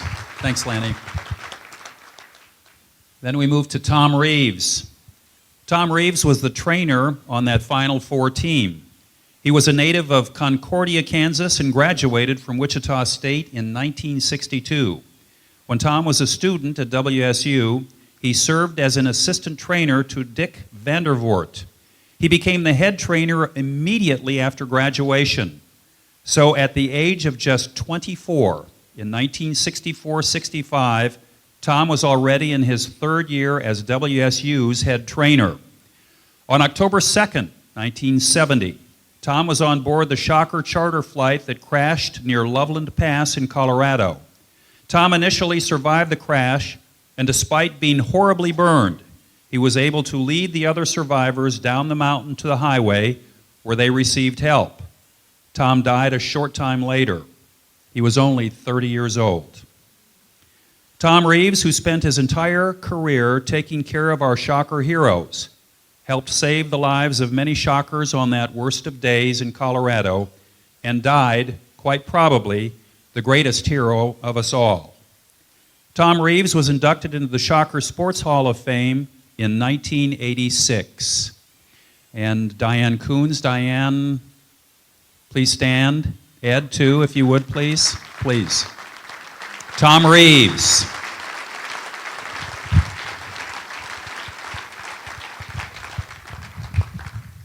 By the way, as we mention your names and you're up here, you might give a wave so everybody knows which one you are.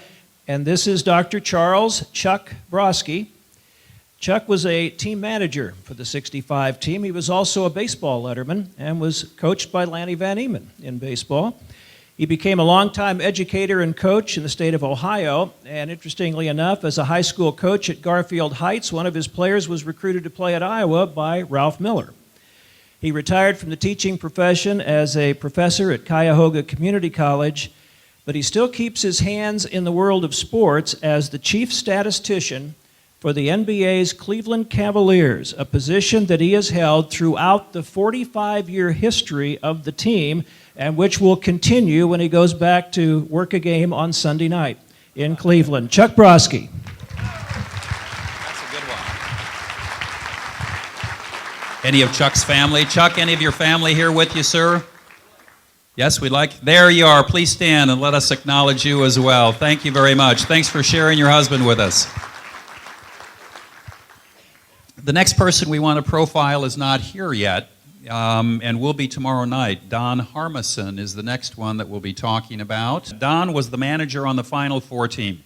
He was a Shocker baseball letterman in 1964 and 1965 as an outfielder.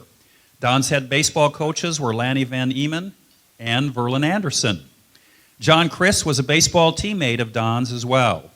Don is a longtime teacher and coach and began his career in California after graduation. He then returned to the Wichita area to become the head football and baseball coach at Campus High School from 1973 to 76. Don then moved to White City, Kansas, where he still resides, initially to coach and teach, and then to serve as White City's principal. Don has been in the cattle business for a number of years and is one of the financial sponsors for this reunion. Don had important family commitments this weekend. His daughter is giving birth to a grandchild, so he couldn't be here. He wishes everyone his best, but he will be here tomorrow night when we honor these heroes at halftime of the Shocker game tomorrow. Don Harmison.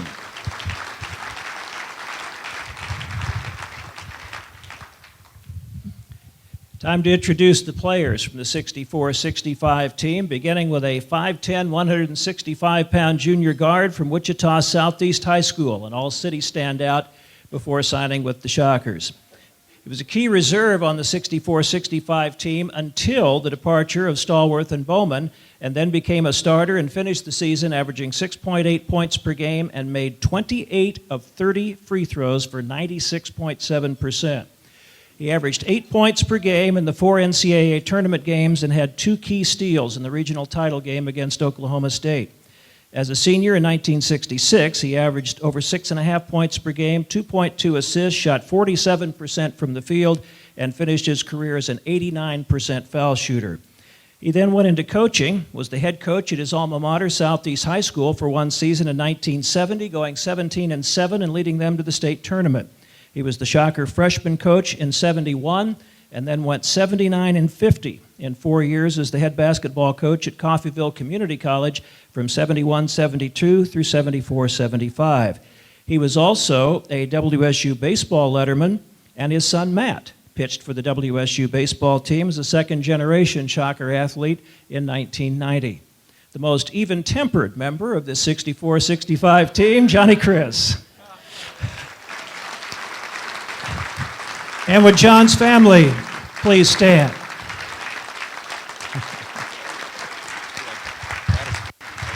That's funny. Gerald Davis. See, we've got Gerald Davis next. Gerald. Gerald Davis was a 6'9", 185-pound junior from Brooklyn, New York during the Final Four run. As a freshman, Gerald scored 33 points versus an Emporia State squad and 30 versus Coffeyville Community College. In 1963-64, Gerald played in 17 games as a sophomore, averaged 2.6 points and 2.1 rebounds per game. On December 5th, 1964, his basket provided the Shockers 109th and 110th points against Long Beach State. That tied a record for most points scored in a game by a Shocker team. Moments later, Gerald scored again to break the scoring record as WSU went on to win 114-78. Gerald played in 24 of 30 games that Final Four season. He averaged 2.9 points and 2.4 rebounds a game. Very few people play in a Final Four game. Fewer yet score a basket in a Final Four game. Gerald saw action in 3 of the 4 NCAA tournament games. He scored points against both UCLA and Princeton at the Final Four. Gerald Davis. And Gerald, do you have any family members here today? Any family members? Gerald Davis. There we go. Thank you very much. Gerald Davis. In 1965, Dave Leach was a 6'5", 210-pound senior from the basketball hotbed of McPherson, Kansas. After averaging 4 points per game in a backup role in 63, he moved into the starting lineup as a junior and averaged 9 points and 5 rebounds for the 64 NCAA tournament team. As a senior co-captain, he became one of the team's most important leaders, especially after the departure of Stallworth and Bowman, and earned all Missouri Valley Conference honors, averaging 12.3 points per game, 5.3 rebounds, 3.2 assists, and shooting 46.5% from the field. He was such a deadly shooter from the baseline that it became known as Leach's Alley. Playing center at just 6'5", he averaged 11 points and 5.8 rebounds in the 4 NCAA tournament games, including a 12-point, 10-rebound double-double against eventual champion UCLA in the national semifinals. A true student athlete, he was both student body president and senior class president at WSU, and an academic All-American as a senior. He completed his bachelor's degree in 1965 and a master's from WSU in '68. He went into coaching following graduation, serving successful stints at Southeast High School, where he was 57-8 in 3 years, and at Burlington Junior College in Iowa, then joined Ralph Miller's staff at Oregon State. He was an assistant there for 10 years, and then the head coach at Boise State from 80-81 through 82-83. Dave Leach. And would Dave's family please stand?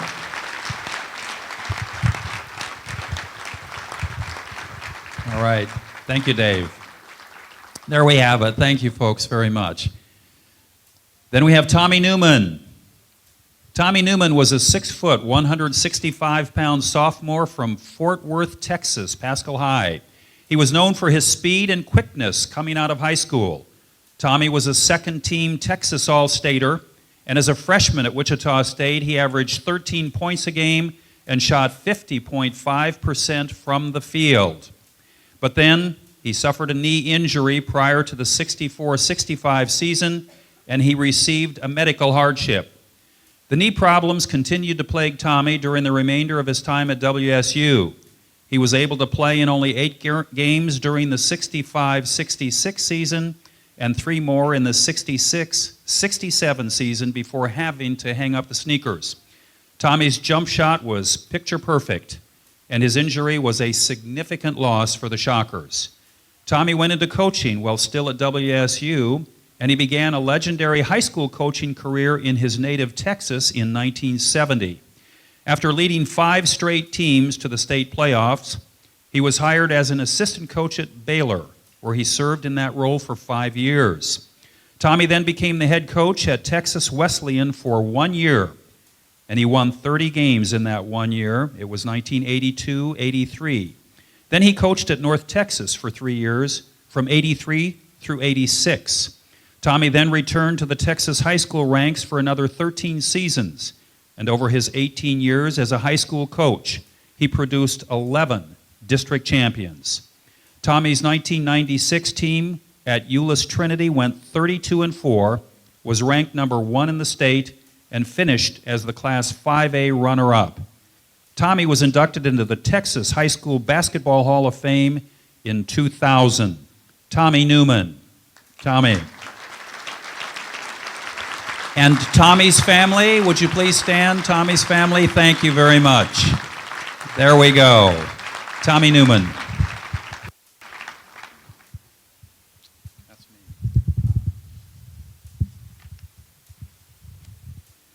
And then the next is Larry Nosich. Larry was a 6'7", 190-pound senior from, where else? McKeesport, Pennsylvania. He learned to play on a basketball goal attached to a telephone pole. Good thing they didn't have cell phones back then, Larry. Larry did not play high school basketball because of the distance between the school and his home. The transit system did not run that late to be able to take him home after practice, so he played in industrial leagues. Larry played in 61 games in 3 seasons at WSU, averaging 1.3 points and 1.3 rebounds per game. He averaged 1.5 points in 21 games for the 65 team, and he made 12 of 23 shots for an amazing 52.2% from the field that year. On December 17th, 1962, WSU knocked off 4th-ranked Arizona State 92-90 in overtime, handing the Sun Devils their first loss of the season just 1 week after the Sun Devils had defeated both Kansas and Kansas State.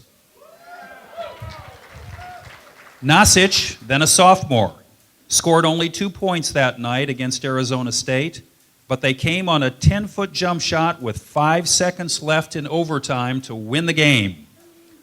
On March 13th, 1964, after Creighton had cut WSU's 15-point lead to just 3 late in a first-round game of the NCAA tournament, Nasic scored 3 straight baskets, and then, after a couple of Creighton free throws, scored once again to restore the lead to 9 points with 4 minutes to go, a game which Wichita State won.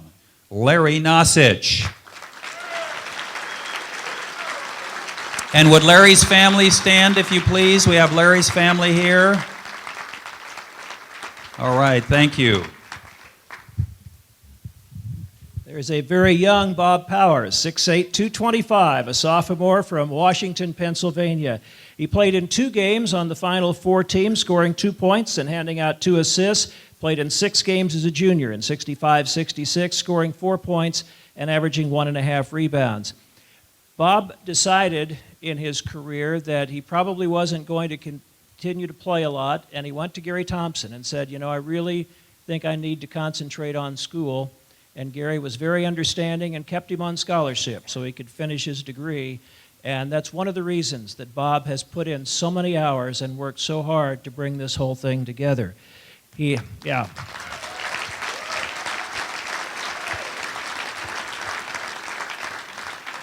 has remained in Wichita since his graduation, building a successful business, and I think he and his wife, Joanne, need to be inducted into the Cape and Mount Carmel Hall of Fame for providing that school with several outstanding basketball players, both sons and daughters. Bob Powers.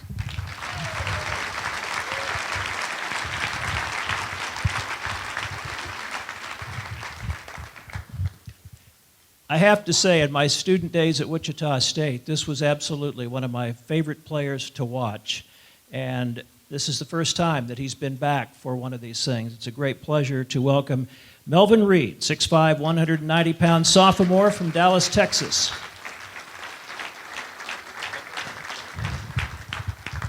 See if I can get it on the right picture here. There we go.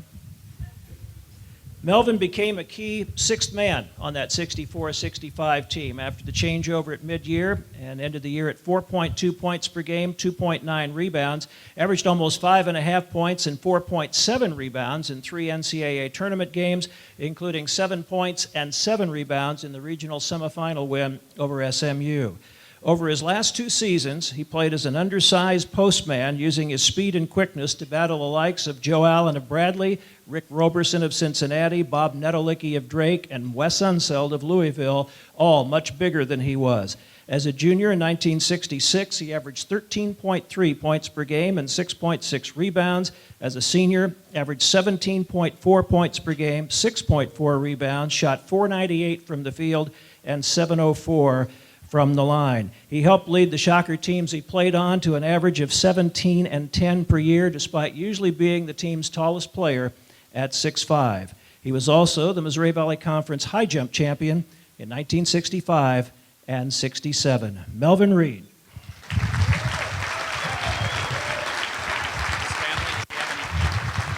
Any of Melvin's family here? Yes, sir. There we go. Thank you.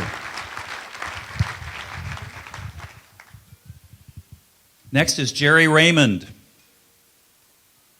Gerry was a 6'8", 210-pound senior from guess where? Aliquippa, Pennsylvania. He came to WSU after earning honors as a Pennsylvania Junior College All-Star at Point Park College in 1963.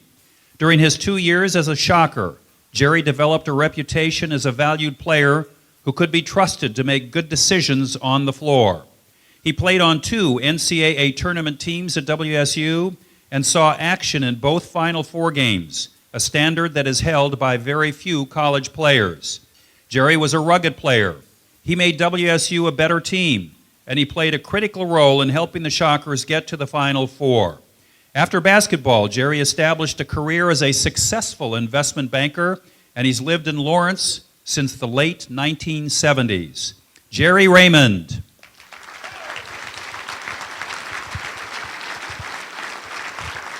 Any of Gerry's family members here, if you please? And there we have them. Gerry Reimond. Thank you. Mohammed Sharif, known in his college years as Kelly Pete. He was a 6'1", 190-pound junior from Wichita East. He was All-State, Most Valuable Player of the state tournament in 1962 when he and Jamie Thompson teamed to lead the Blue Aces to the state title. He immediately moved into the starting lineup as a sophomore in 63-64 and was a huge factor in WSU, going 61-25 over his 3 varsity seasons, going to 2 NCAAs and 1 NIT.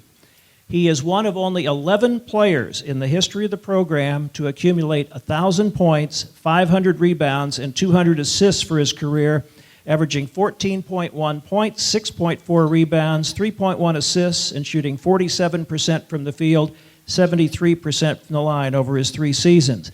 But he is also remembered by his teammates as what we would now call a lockdown defender, and could guard a variety of positions despite only being 6'1" because of his strength, speed, and athleticism.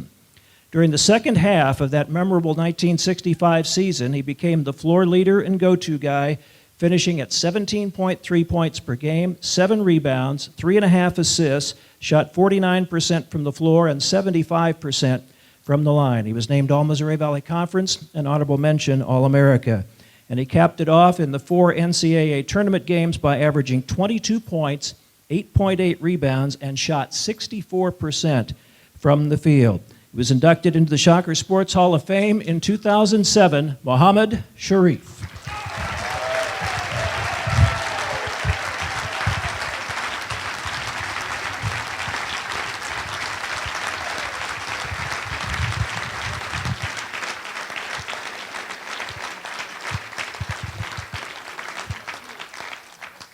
I'll just say, Ron, Takeo, Fred, I wouldn't want to try him right now either. Can we have Mohammed's family please stand? A lot of them here. Thank you. Thank you. And Mohammed and Takeo, you don't know how many times we've compared Takeo to you throughout these years, and he's a duplicate, a replica of Mohammed and Takeo. It's a good model to look up to, and in 20 years when we have other all-stars here, we'll be comparing them to you as well. Vernon Smith. Vernon was a 6'4" senior from Newton, Kansas.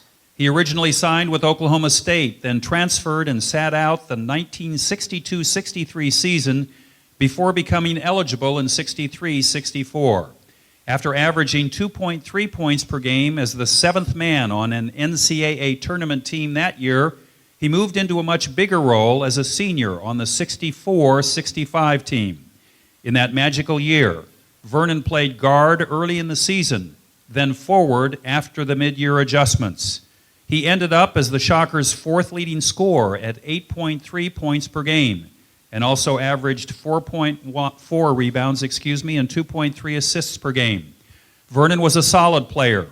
He rarely made a mistake. He shot 46.4% from the field and 77.3% from the line. In the Midwest Regional title game against Oklahoma State, the school he transferred from, he scored 12 points, 2 of 2 from the field, 8 of 9 from the line, and he averaged 10.5 points per game in the 4 NCAA tournament games. Vernon Smith.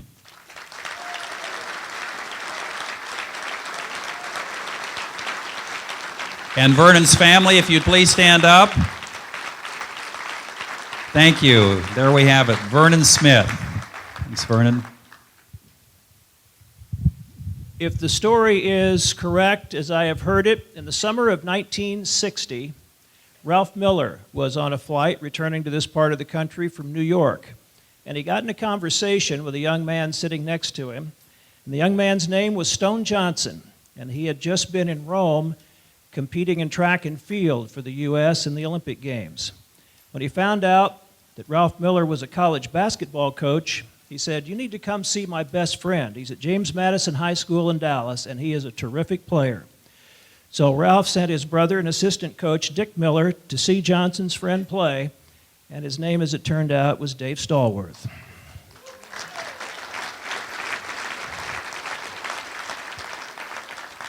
It would take too long to go over all the highlights of Dave's career at Wichita State. Suffice it to say, he became the school's first consensus first-team All-American, the holder of every significant record, and remains the greatest player in the program's history and one of the greatest in the history of college basketball. He averaged 24.2 points per game, 10.5 rebounds, and 4.9 assists in 80 career games, shot 53% from the field, 75.5% from the line.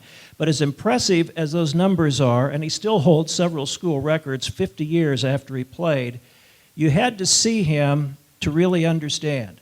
He could score inside or out. He would have been a great three-point shooter in today's game.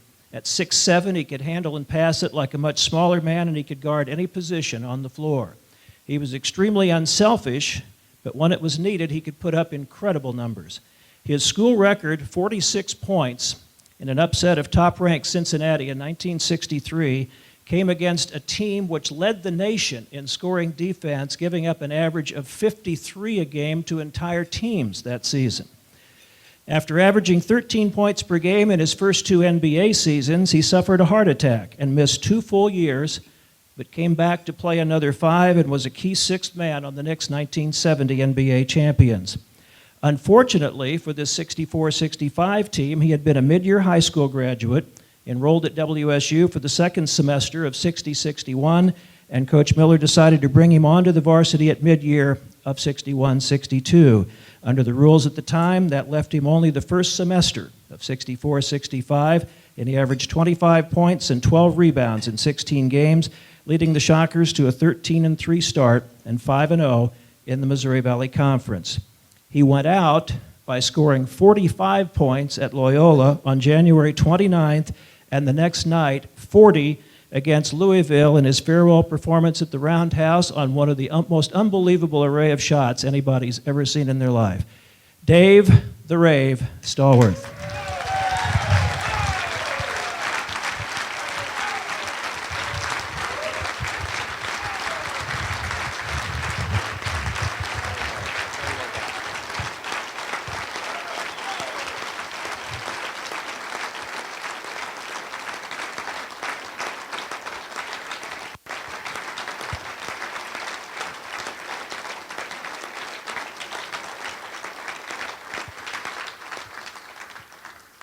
Gloria, if you'd remain standing so they can acknowledge you, Dave's wife, Gloria.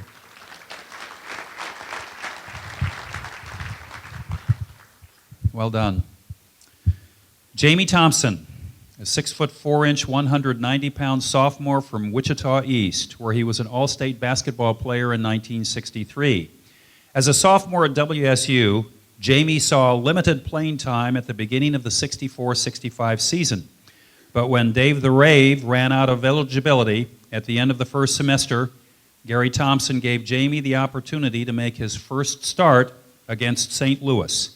And Jamie responded well, with 24 points and 14 rebounds. Over the last 14 games of that season, Jamie averaged almost 20 points a game and finished the season at 12.6 points per game and 5 rebounds, shooting 50% from the field and 81% from the line. In the 4 NCAA tournament games, Jamie averaged 19.5 points per game, including 36 in the semifinal game against the eventual national champion UCLA. Jamie went on to win all MVC honors twice. He still ranks 14th in the career point list at WSU with 1,359, and he is 6th in career average at 17.6 points per game.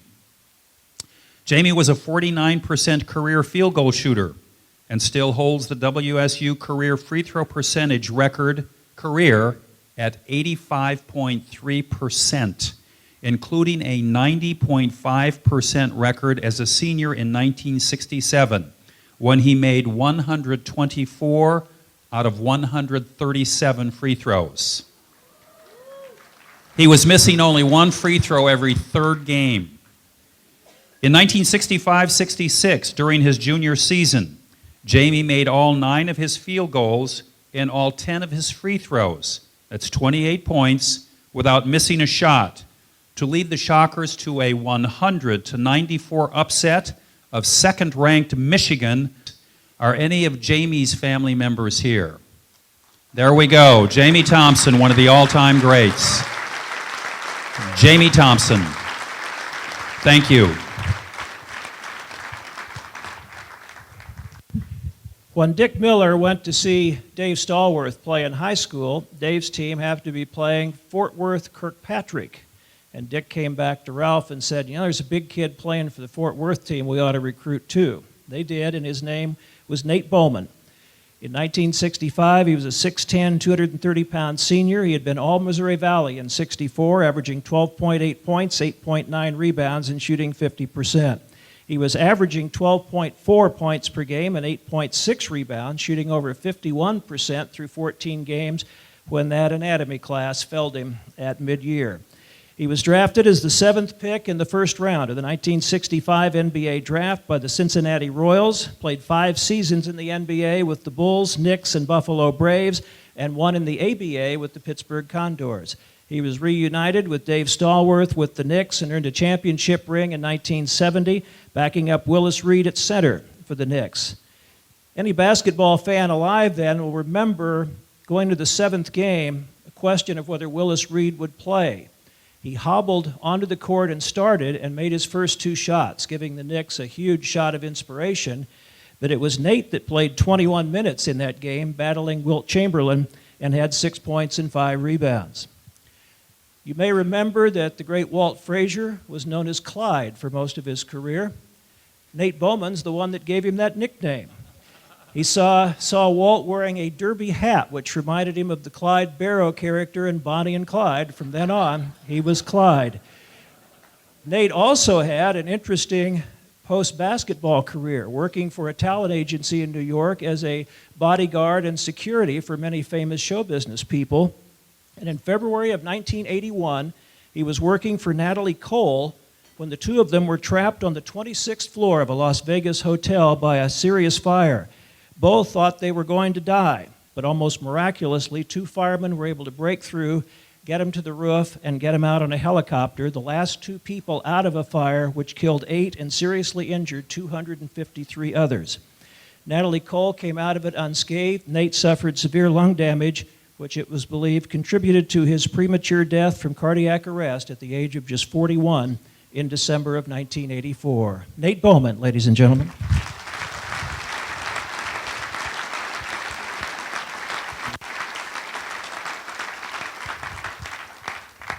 Thanks, Mike. Al Trope. That final 4-year, Al Trope was a 6'7", 190-pound sophomore from Hubbard, Ohio. He had led his high school team to 2 straight conference championships, and he averaged 21 points per game as a senior in 1963. He was a player that the Shockers felt they had to have. After averaging over 11 points and shooting 54% for the WSU freshman team in 64, he saw valuable action in both 64-65 and in 65-66 for the Shockers as a sophomore and junior. In 66, he was perfect from the field against both New Mexico State and North Texas State. For the 1965 team, he appeared in both Final Four games. Al's tenaciousness and intelligence carried over into his life after basketball, and both he and his wife have had successful business careers and have lived in Northern California, the Virgin Islands, and Colorado. Al Trope. And Al, you have some family members here as well, if they'd please stand. There we go. Al Trope. Thank you, Al. Manny Zafiros. Let me find you, Manny. Manny was a 5'11", 160-pound senior guard from New York City. He played in 2 games for the 62-63 team, making his only shot for 2 points, and in 4 games as a senior in 64-65, registered 2 assists. Manny has spent most of his adult life in Bradenton, Florida, where he became very involved with the sport of tennis. He was the athletic director at Bradenton Prep and coached the girls' tennis team to a state championship in 2007. His son Jason, who's here, won 104 matches in a 4-year collegiate tennis career at Arizona and Florida State. And Manny has had contact and worked with the tennis coaches here at Wichita State.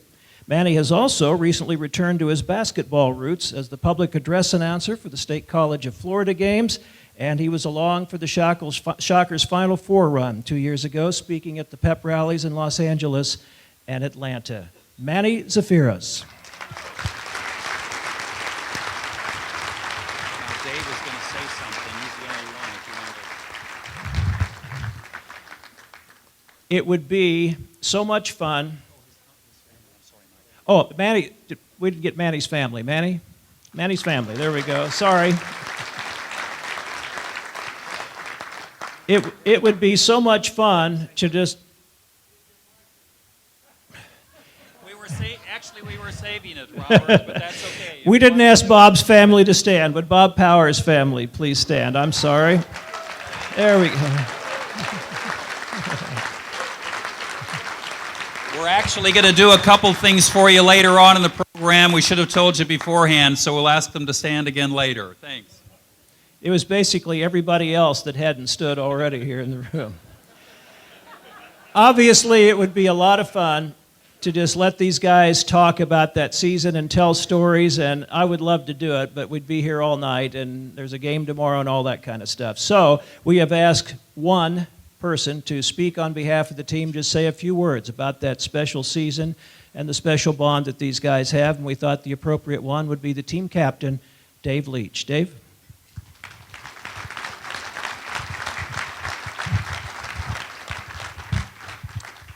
Thanks, Mike. Well, it's a real honor for us as a team to be here and to see the great support that the Shockers still get in this fine city. We appreciated all your support over the years when we were playing.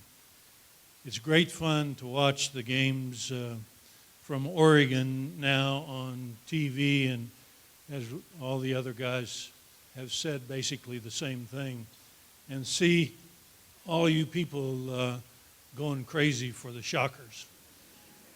It's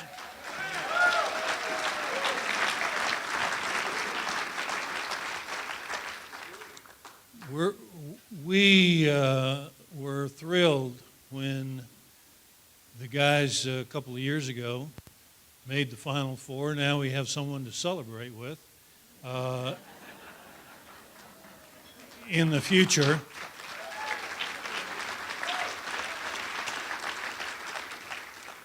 Coach Marshall, as you all know from watching, has done a fantastic job, and his guys are to be congratulated for their great effort night in and night out. One of the great things about the group that I had the privilege of playing with was that exact thing. We liked each other a lot. Dave Stallworth was a great example of a guy, although he was so much better than the rest of us that it wasn't even funny. But one of Dave's great characteristics was that he shared the ball. If somebody else was open, had a better shot, they got the ball. If somebody needed a little help on defense, Dave was always there to help out. So he was just a great example while he played with us. And then Muhammad took up that role. And as I told him this afternoon, I wondered if they still had saddle sores from all of the rest of us riding them so hard for all those years. But it's a great privilege to be here. We thank you all for your support back then. We really appreciate and relish the support that you show for this team now. And we're with you. Go Shockers. Thank you, Dave. Thank you. As kind of a lead-in to Coach Marshall, I don't know how many of you got to see this, but During Wichita State's run to the Final Four 2 years ago, CBS was very deeply involved with all of the Final Four teams, following them through the process leading up to Atlanta. And to lead you into Coach Marshall, we have the Wichita State portion of that very special presentation by CBS. So enjoy once again.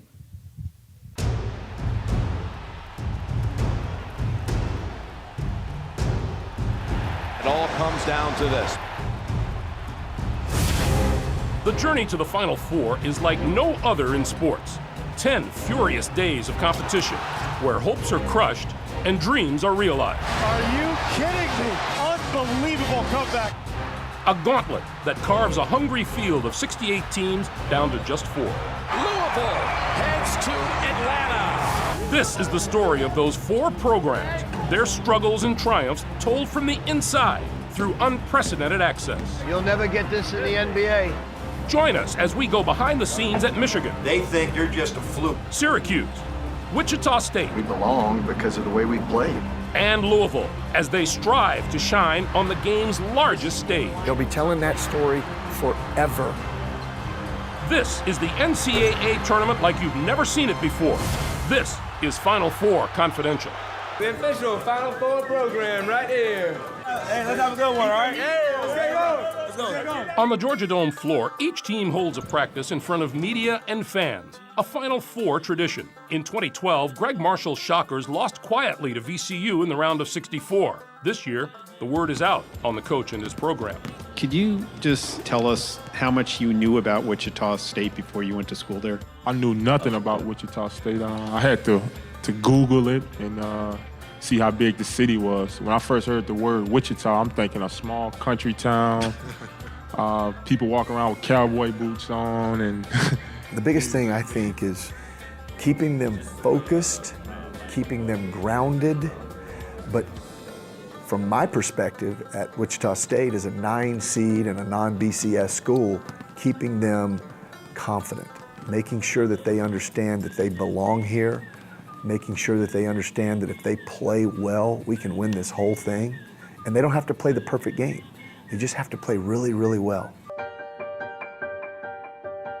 I know the Final Four in March Madness has grown and grown into this fantastic experience. But for Wichita, basketball was so important in 1965, just like it is today. Nothing's changed. Go Shocker! Shocker fans still love the Jew. We remember you and everything you've done for our program. Thank you so much for coming out and being a part of this. Thank you so much. To be appreciated after all these years has been something very, very special for me and something that I will remember for the rest of my life. This is what you work for. We're at the mecca of college basketball, Atlanta, 4 teams standing, and we have an opportunity to play one of the best teams, if not the best team in the country today, for the right to play for a national championship. So what's not to like?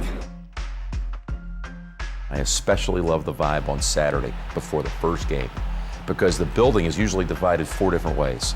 Every single fan base believes it's their year.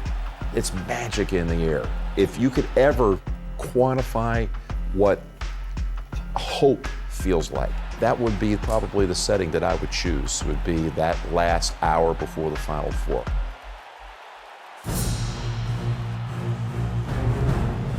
And fellas, let's see what it looks like early here. Wichita State on the floor with Louisville. People have been trying to speculate all week long what that would be like for the Shockers.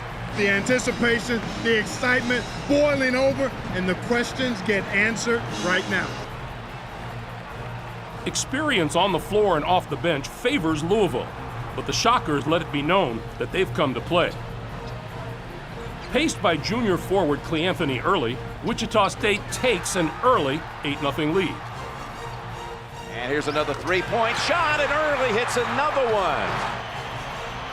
Baker, he's a good shooter from the corner. He knocks down the 3, and Louisville now has its biggest deficit of the entire tournament. Down 4 with just over 5 minutes remaining in the half, Louisville's leading scorer, Russ Smith, hits 3 threes to keep the Cardinals within reach. Ziva to Smith, wide open, and he's hit his last 3. Russ Smith now starting to get going. But despite Smith's 3-point barrage, Wichita State takes a 1-point lead into the locker room. We haven't even played our best. We haven't played well. We played pretty good, but we haven't played well yet.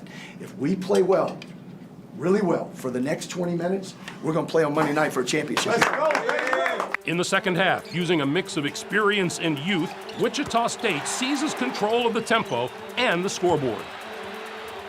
Smith, his pass right into the arms of Early, who snaps it overhead. Now to Cotton, and the Shockers are stunning everyone here in Atlanta. Nearly 6 minutes into the second half, the Wichita State lead grows to 12 and forces the Cardinals to regroup. Hancock outside Henderson, and the walk-on has hit a 3. Tim Henderson from right there in Louisville. Though he's scored just 13 total points the entire regular season, junior Tim Henderson jolts the Cardinals to life with 2 3-pointers in 42 seconds. Can he do it twice? How about this? Wow, what an X-factor. Still down by 6, team captain Luke Hancock responds. With 6.5 minutes remaining, his 3rd basket of the half gives Louisville the lead.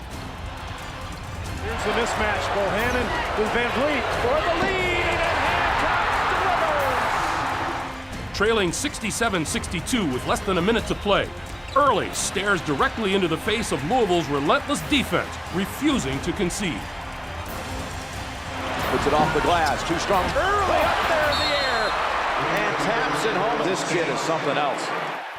After a ferocious 39 minutes and 52 seconds, only 3 points separate what should happen from can you imagine.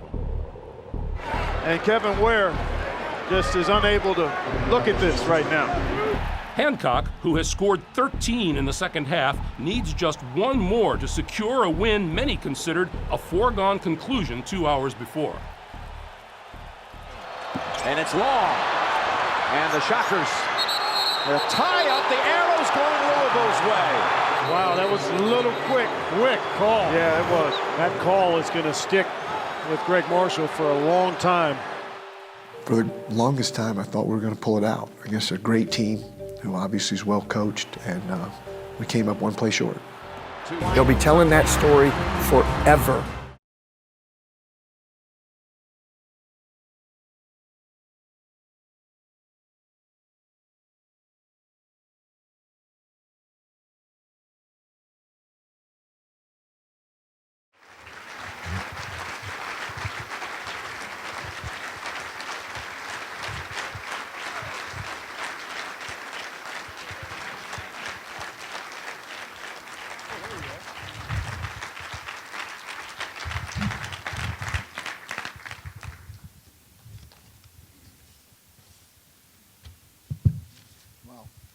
What an honor to be here, guys. Thank you very much for having us all here. The Final Four from '65, the Final Four from 2013. What a, Tommy put it best, what a great reflection that we all have given one another and the university. When we're successful, it really looks good on all of us. Mr. Powers asked me to speak for an hour.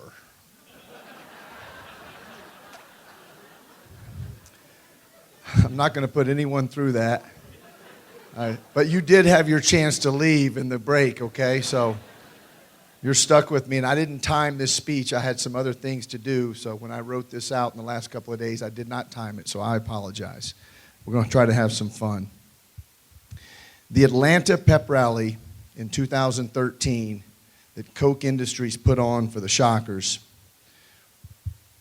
is the closest thing that I can think of for what we're doing right now tonight.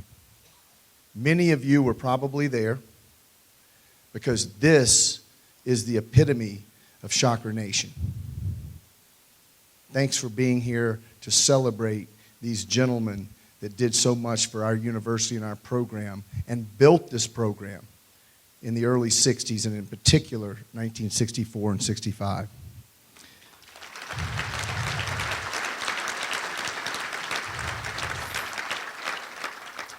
Bear with me. I asked them 3 times to make sure. They said, we want to talk about the theme tonight is from whence we came. So here you go. My dad was a generous 5'7". He was a sprinter on the track team at Presbyterian College. My mom was a 5'5", 1/4 Cherokee Indian that was raised in a children's home in Greenwood, South Carolina. She was adopted at age 11. But she told my grandparents that she would not go to live with them unless they took her 2 younger siblings, both sisters, one age 9 and one age 7. So they found homes for both of those young girls in the same little community of Simpsonville, South Carolina. That's courage. She tells me she played basketball, but back then it was 3-on-3. And if any of you have seen my teams play, you can imagine my mom played on the defensive end. I became a 6'3", 145-pound point guard at Cave Spring High School in Roanoke, Virginia in 1981. I held the scoring mark until J.J. Reddick attended the same high school a couple of decades later. And he broke my scoring record, and then he became a sophomore.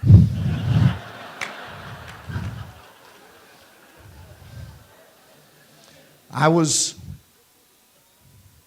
6'3", 145 pounds, and I'm still 6'2½", about 220.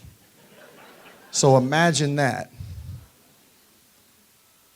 If I turned sideways, you couldn't see me.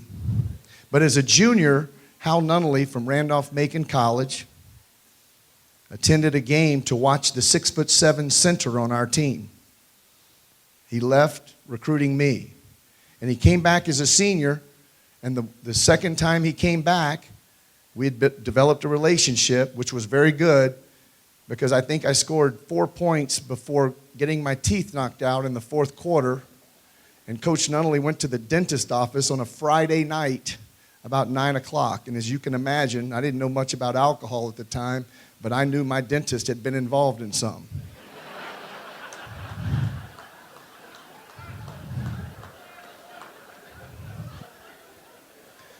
I enrolled at Randolph-Macon, and Coach Nunnally chuckled on my first day on campus. And he said, son, why did you put 6'3", 145 pounds on the recruiting questionnaire? No one would ever do that. I would think you would be an escapee from Auschwitz. Which I didn't have much of a response. We played in 3 NCAA tournaments in my 4 years for Randolph-Macon. My high point per game average as a senior was 7 points per game, but I started about 60% of the time through 4 years. We were a Division II team, and all I can remember is every single night I guarded the best player, Tekel.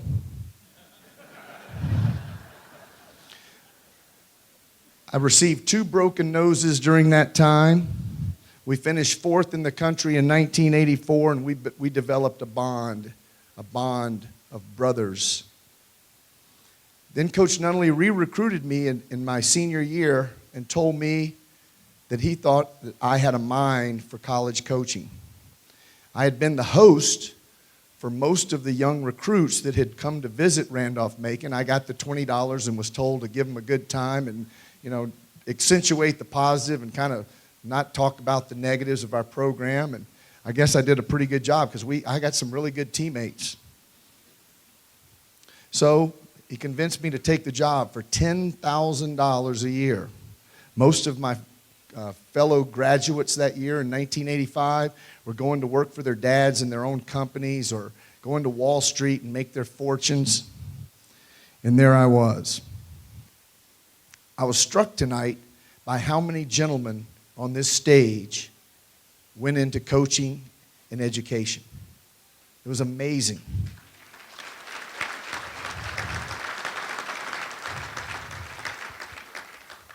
After 2 years and a combined $20,000, I received my master's degree, and I said, 6 years at Randolph-Macon is enough. I'm gonna set out and make a path in this world. So I took my internship to Amelia Island Plantation just outside of Jacksonville, Florida.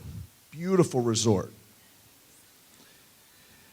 I was basically the cabana boy.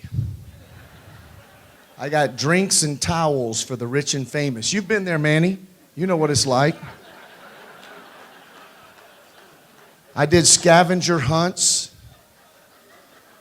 We took all these executives that had earned the right to visit this beautiful playground on safaris.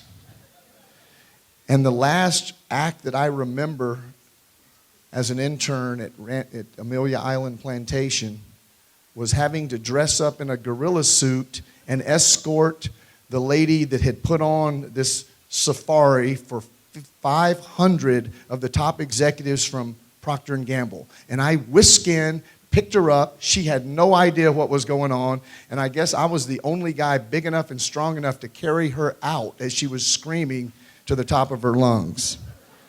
I called Coach Nunnally and I begged him to get me back into coaching. So he got me back into coaching, but at a pay cut. This time I got $9,000 to coach at Belmont Abbey College. I was also the sports information director, and I got an additional $1,000 that July when I painted the pool. I got my break in coaching the very next year, going Division I. And when I say going Division I, that's very generous. The College of Charleston in 1988-89, our first year, was embarking on an 8-year wait before we got an automatic bid chance to go to the NCAA tournament. But I was fortunate enough in those 8 years to work for a wonderful coach, John Kress, who became one of the most successful coaches ever to take a team from NAIA to Division I. In '94, we were 24-3 and got an at-large bid to the NCAA tournament. Unfortunately, we led Wake Forest for 37 minutes with a freshman by the name of Tim Duncan, and they hit 3 threes down the stretch to beat us in a heartbreak. But John Kress taught me how to be a coach from A to Z, and I've learned some of the lessons that he taught me. He retired not too long ago, but he was my Coach K. In the spring of '96, my lovely wife, Lynn, who was the major breadwinner in our family, as the parking administrator in the city of Charleston, she was knocking down $31,000 a year. She informed me that even though we had bought a nice, beautiful new home, that she was pregnant, and when the baby came, she was no longer going to work. I then started having cold chills at night thinking, how are we going to pay this house payment? And ended up going to Marshall University in Huntington, West Virginia for $45,000. Go Herd. Okay. Fast forward 2 years. I'd never called a timeout. I have since learned, and many of you have learned, even though I thought, gosh, I've got to support my family, I've got to get a real job, and otherwise we're going to be on the streets and not able to eat. And I said, no, I've got to call a timeout. Lynn, I want to just call a timeout. And if you've watched our teams play over the last 8 years, you've realized now that I don't really like timeouts. I think they're overrated and a sign of weakness. But I got a phone call in 1998 to go be the head coach at Winthrop University, a small school in Rock Hill, South Carolina. Rock Hill, South Carolina is an old mill town, and in the previous 6 years, the program there had won 51 games total. They were 7-21 when they fired a gentleman that I knew well, and they had lost to a Division III school at home on their home court. So I get the phone call. And I said, Lynn, they just offered me this job. And she goes, why would you ever take that job? No one can win there. I said, I have one answer to that. When is the last time anyone called our home phone, back when you had home phones, and said, we would like for you to be our Division I head coach? And she goes, I don't think that's ever happened. I said, and I don't think it'll ever happen again if we don't take this one. So I took a job that I refer to now as a no C's job, as in ABC, no C's job. And what I mean by that is there were no courtesy cars, there were no cell phones, there was no camp, there was no clinic, there was no computer on my desk, there was no cash. They offered me $60,000 total per year to be the coach. We had a $94,000 total operating budget when we started.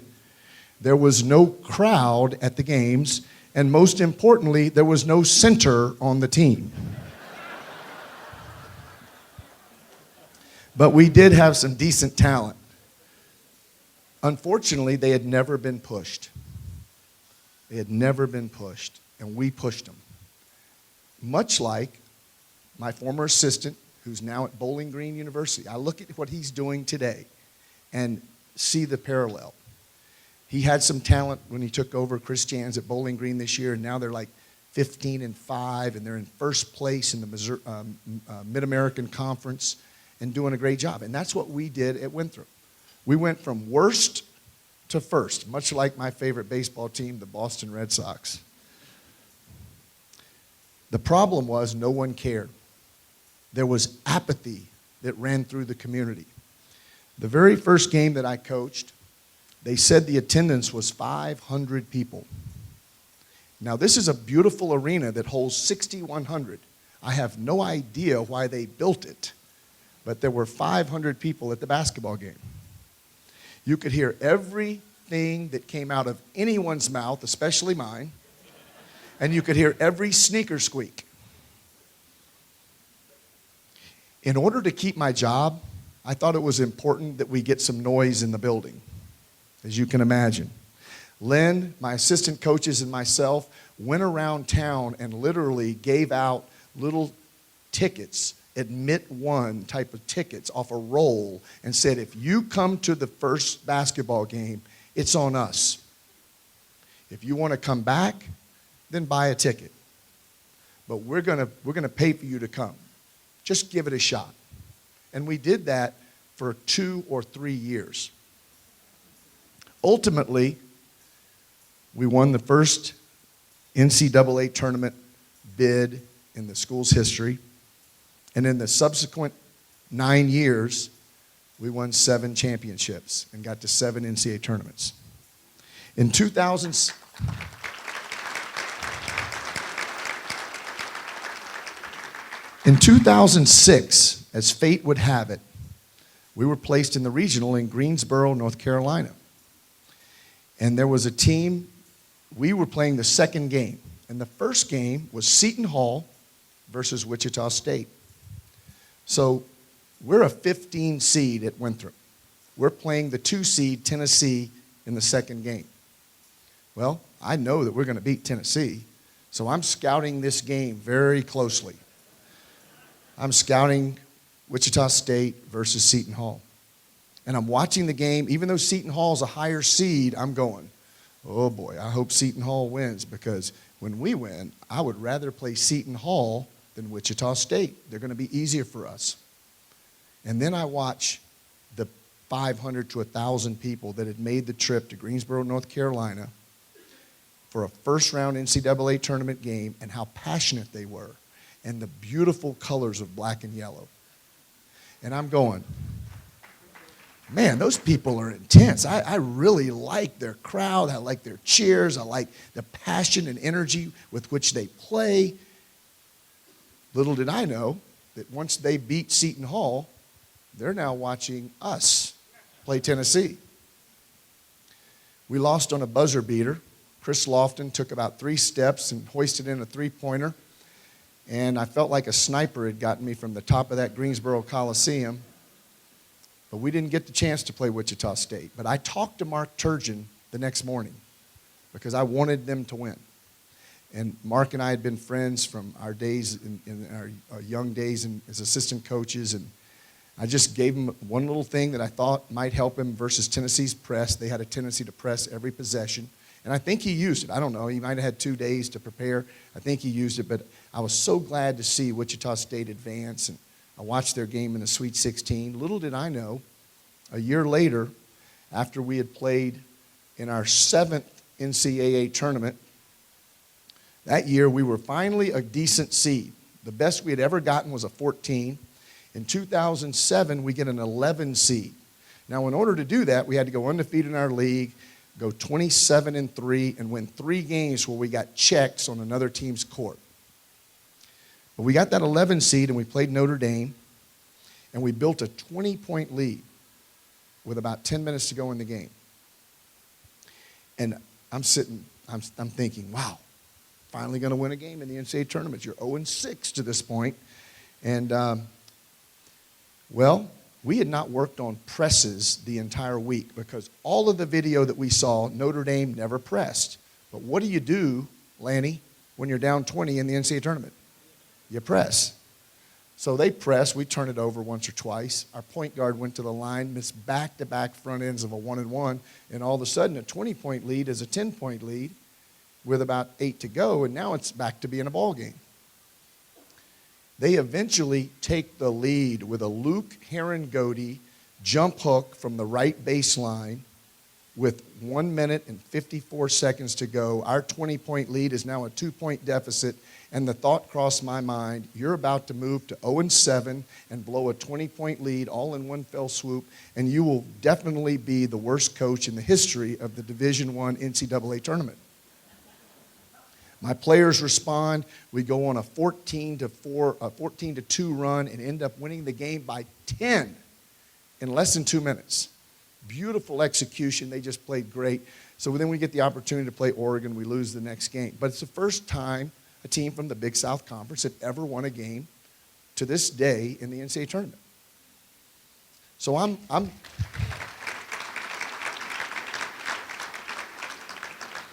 I'm playing golf with a couple of my buddies and my wife. 2 of the foursome are here tonight, which is very ironic, my wife and one of my buddies.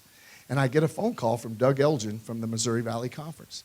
And Doug goes, man, I've been watching your teams for years, been trying to get you to take jobs in our league. You've got to listen to me.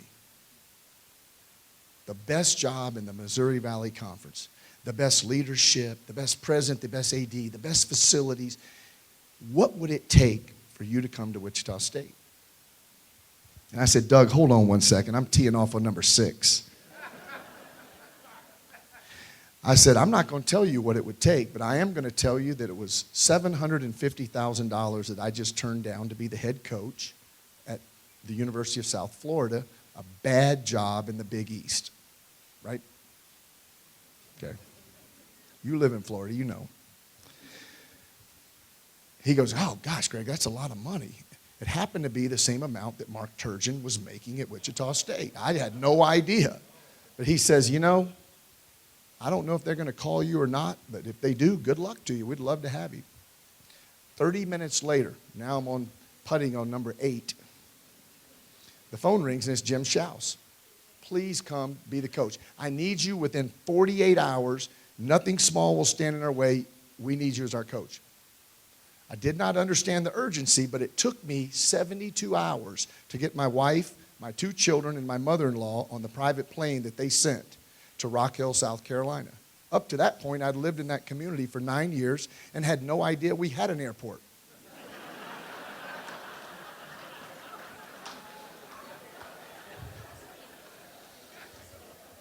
So on Friday, the 13th of April, 2007, we land in Wichita, and it's a night that's not like tonight. It's cold and it's raining. And then the rain becomes sleet. And then the sleet becomes snow. It's April the 13th, and Jim has kept us, under a cloak, and we've got dark curtains in the rig that he's driving us around in, and no one's to see us, and it's very secretive. And so we're at Teradyne Country Club, and on the east side, we're having dinner. And we had stopped earlier in the afternoon to get stocking caps for my young children. Kellen was 10, Maggie was 7, and we weren't packed for a winter blizzard. We're having dinner, and I remember saying, Jim, is it snowing outside on April the 13th, Friday? And he looked out and his jaw dropped. And my children, who didn't really see a lot of snow in South Carolina, they go, it's snowing, and ran outside. And Jim looked at me and he goes, yes, it is.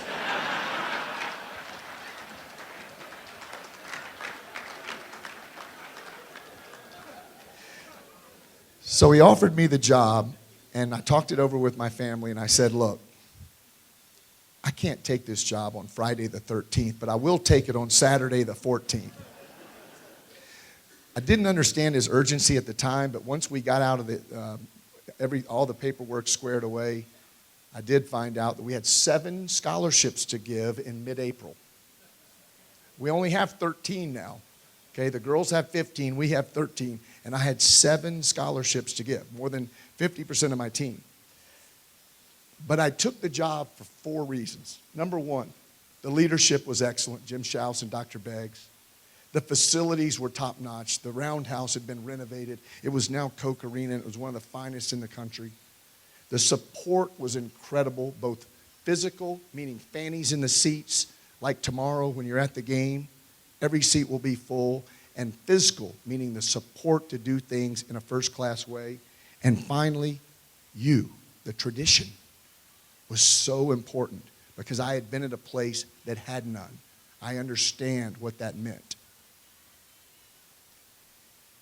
But I listened to Coach Thompson's advice. He said, don't spoil them that first year. You know, I went to a Final Four that first year.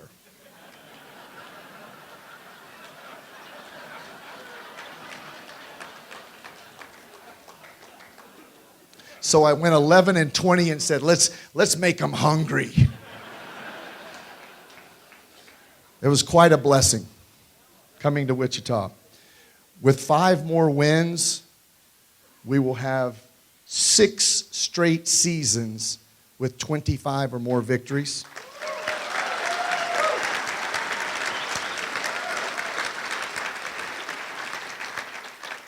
Thank you, Mr. Dahl, for your reminding us which Syracuse and Louisville and Michigan are doing today in the very beginning of your speech, because 20-3 ain't quite that bad right now, is it?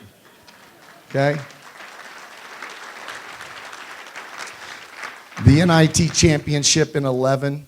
I remember walking into Madison Square Garden as a young kid from South Carolina. First time I've ever been to the mecca of college basketball, the grandest arena on the face of the earth.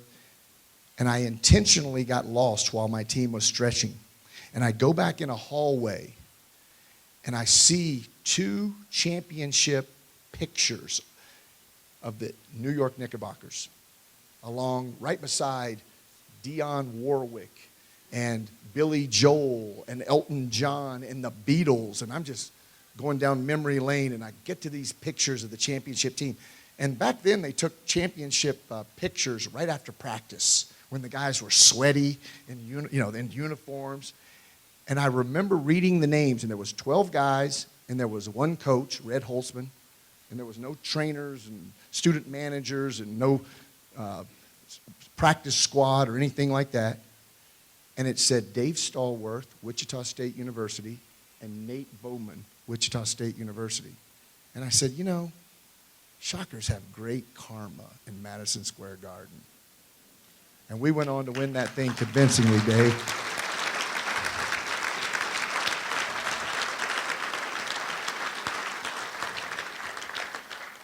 So now I'm blessed to be able to coach young men of character, young men that are coachable, young men that have already gotten over themselves and care about one thing, winning. I was just paid a tremendous compliment. Actually, my players were paid a tremendous compliment by Miss D. Heller, widow of Coach Heller. She came up to me and she goes, Coach, I'm a season ticket holder. I love your team. I love your players, the way they play. I love the way they care for one another. It reminds me of this team tonight. Thank you, Miss Heller. It means a lot.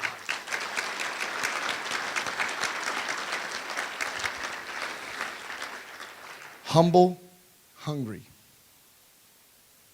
but you played with swagger. I didn't watch you play, but I know you played with swagger. Malcolm Armstead, my point guard, going into the Gonzaga game, they were the #1 team in the country. They were the #1 seed in the tournament. I said, you know, Malcolm, he's from Alabama. I said, if we get a chance to beat Gonzaga, we get to go to Los Angeles and be in the Sweet 16. And he goes, Coach, man, I ain't worried about Los Angeles. I'm trying to get back to Atlanta for the Final Four. I said, okay. I'm with you, Mal. Then I called him his nickname, Money Mal. Let's go. We're down. We were down 7 points at the under 8-minute timeout against Gonzaga. We'd had the lead most of the game. Of course, we're in foul trouble. Clee Anthony's early's in foul trouble. Carl Hall is in foul trouble. So we talk in the under 8-minute timeout against Gonzaga, 1 through 5, and I said, would you have taken on October 15th, the first day of practice, would you have taken down 7 with 7:42 in the game against the #1 team in the country and the #1 seed in the tournament for the right to go to the Sweet 16? Had I offered it to you? And I looked everyone in the eye, and they were each affirmative. Absolutely, Coach, we would have taken that. And then Ron Baker did something that I never will forget. He gave me the most surreal look. And it was like, okay, you're a freshman, but he basically said to me with his look, Coach, I got this. And the next time he touched the ball,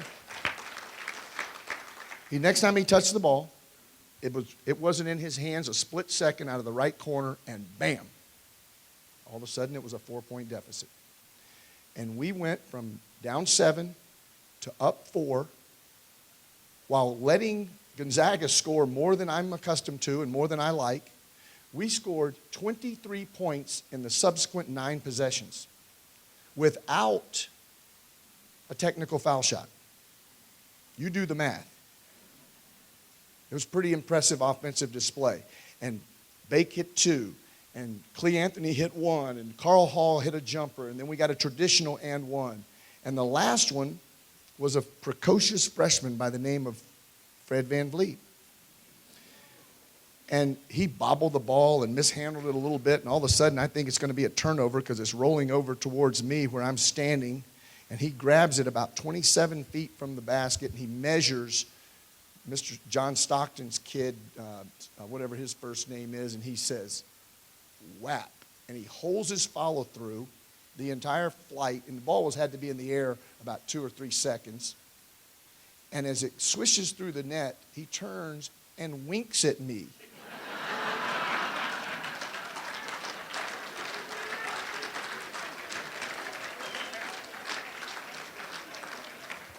And then we go to Los Angeles, and another young player, a sophomore by the name of Tikel Cotton, gets a huge 3 on the left. Again, we were a 20-point advantage, and they cut it to about 3 or 4. And Tikel makes a huge 3 on the left wing, and then on the very last and most important possession of the game, gets a big-time offensive rebound. He soars up like Warren Armstrong Jabali and grabs it, and we milk some more clock, and eventually up 2 or 3 with about 20 seconds to go. Fred Van Vliet, once again, a freshman's got the ball in his hands. He dribbles in, he takes a floater. It literally bounces on the rim once, twice, 3 times before dropping in. And the game's over. And so these guys make these plays because of the swagger, because of the confidence, because of the tradition, because they're expected to win because of what you guys did. It wasn't the first time Wichita State's been to the Final Four. It was the most recent time Wichita State's been to the Final Four.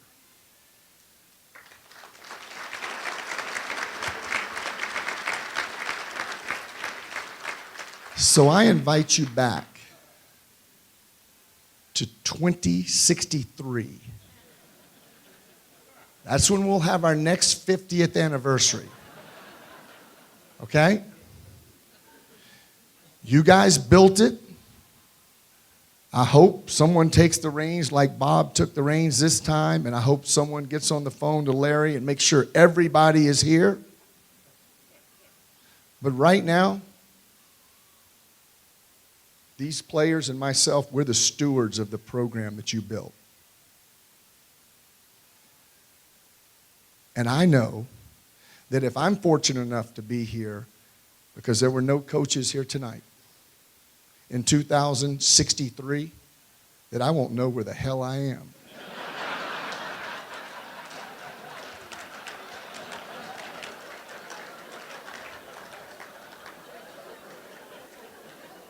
So I'm going to party this weekend like this is my 50th anniversary.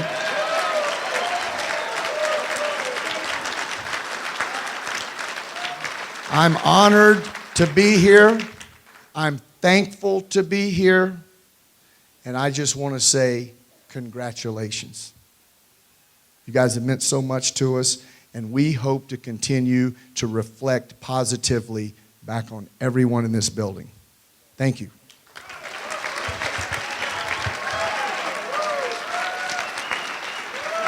Is that okay? That was excellent. That was excellent. Thank you. We have asked one person to speak on behalf of the team, just say a few words about that special season and the special bond that these guys have, and we thought the appropriate one would be the team captain, Dave Leach. Dave?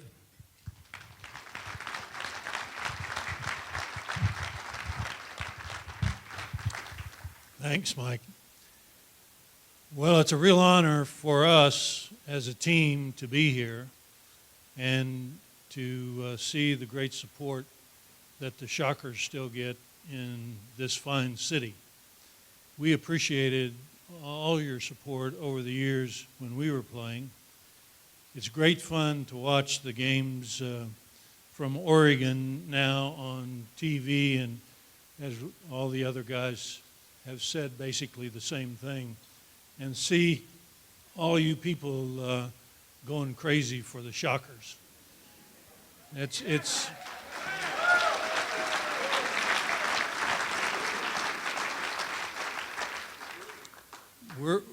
we were thrilled when the guys a couple of years ago made the Final Four. Now we have someone to celebrate with. In the future.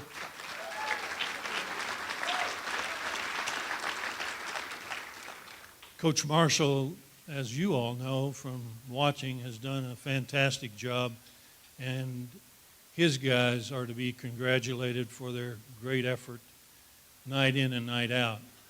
One of the great things about the group that I had the privilege of playing with was that exact thing. We liked each other a lot. Dave Stallworth was a great example of a guy, although he was so much better than the rest of us that it wasn't even funny. But one of Dave's great characteristics was that he shared the ball. If somebody else was open, had a better shot, they got the ball. If somebody needed a little help on defense, Dave was always there to help out. So he was just a great example while he played with us. And then Muhammad took up that role. And as I told him this afternoon, I wondered if they still had saddle sores from all of the rest of us riding them so hard for all those years. But it's a great privilege to be here. We thank you all for your support back then. We really appreciate and relish the support that you show for this team now. And we're with you. Go Shockers. Thank you, Dave. Just to introduce our group here who've been able to make it back for this event, to my far right, John Criss was from Wichita Southeast. He was a 5'10 junior on that 1964-65 team. Tommy Newman was a 6'4 sophomore from Fort Worth, Texas. Tommy redshirted that year due to knee surgery. Dave Stallworth, 6'7 senior from Dallas, Texas, two-time first-team All-American, and just honestly the greatest player to ever wear a Wichita State uniform, no question about it. Another of the all-time greats and a Shocker Hall of Famer, Muhammad Sharif, who, as Kelly Pete at the time, was a 6'1 junior from Wichita East High School, and Bob Powers, a 6'8 sophomore that year from Washington, Pennsylvania. So please welcome back the 64-65 Shockers.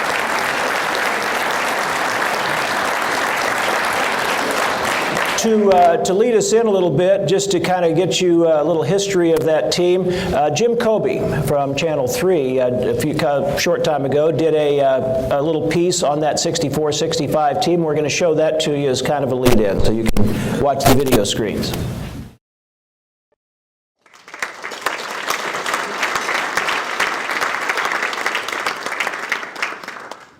Let's maybe start with the fact. First of all, Garrett and this current team just captured the 7th regular season Missouri Valley Conference title in Wichita State history. These guys were involved with the first two, 63-64 and 64-65.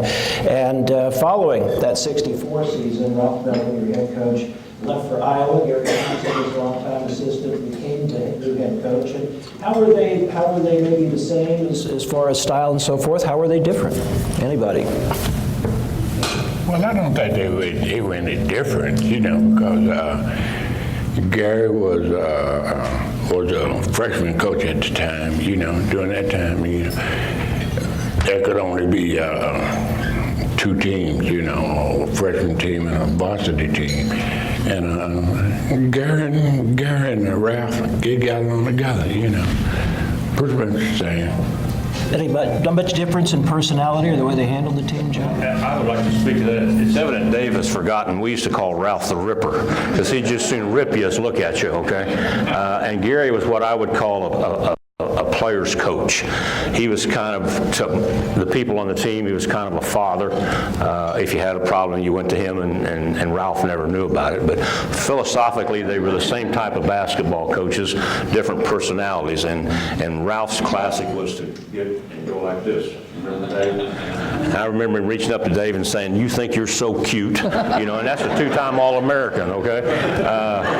So I just want to set the record straight. His memory's not very good, but I would also like to thank Dave because my opportunity to play with Dave has gotten me where I'm at today. It's not much, but I played with a two-time All-American. He shared the ball with the rest of us and made us all good, okay? And I told somebody the other day, the 5 people that played in the Final Four were not great players. Certainly we were good players. We all had our abilities. We played together well, but this man made us all, and he made the university. And for the record, Kelly Pete was guarding Bill Bradley, if anybody asks.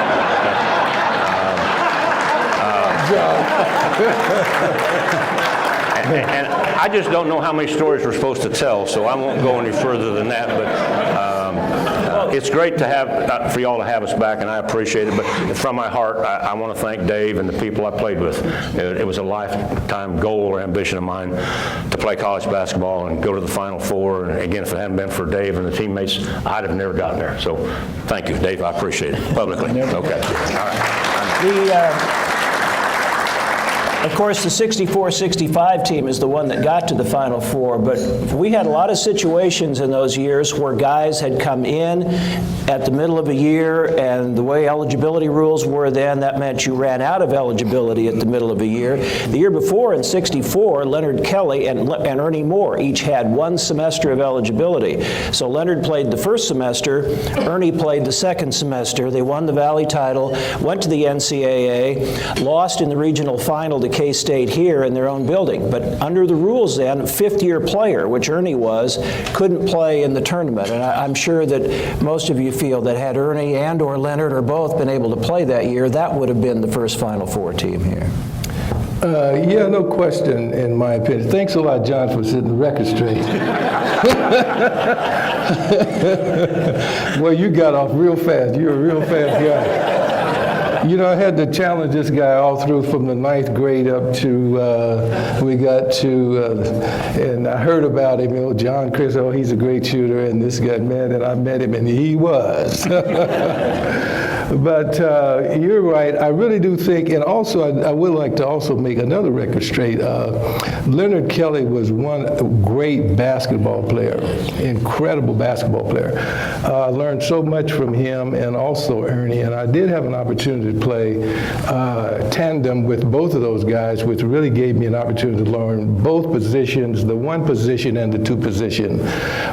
They were probably two of the greatest, a great tandem that I saw coming up, you know, and as a high school, and then have the opportunity to play with them.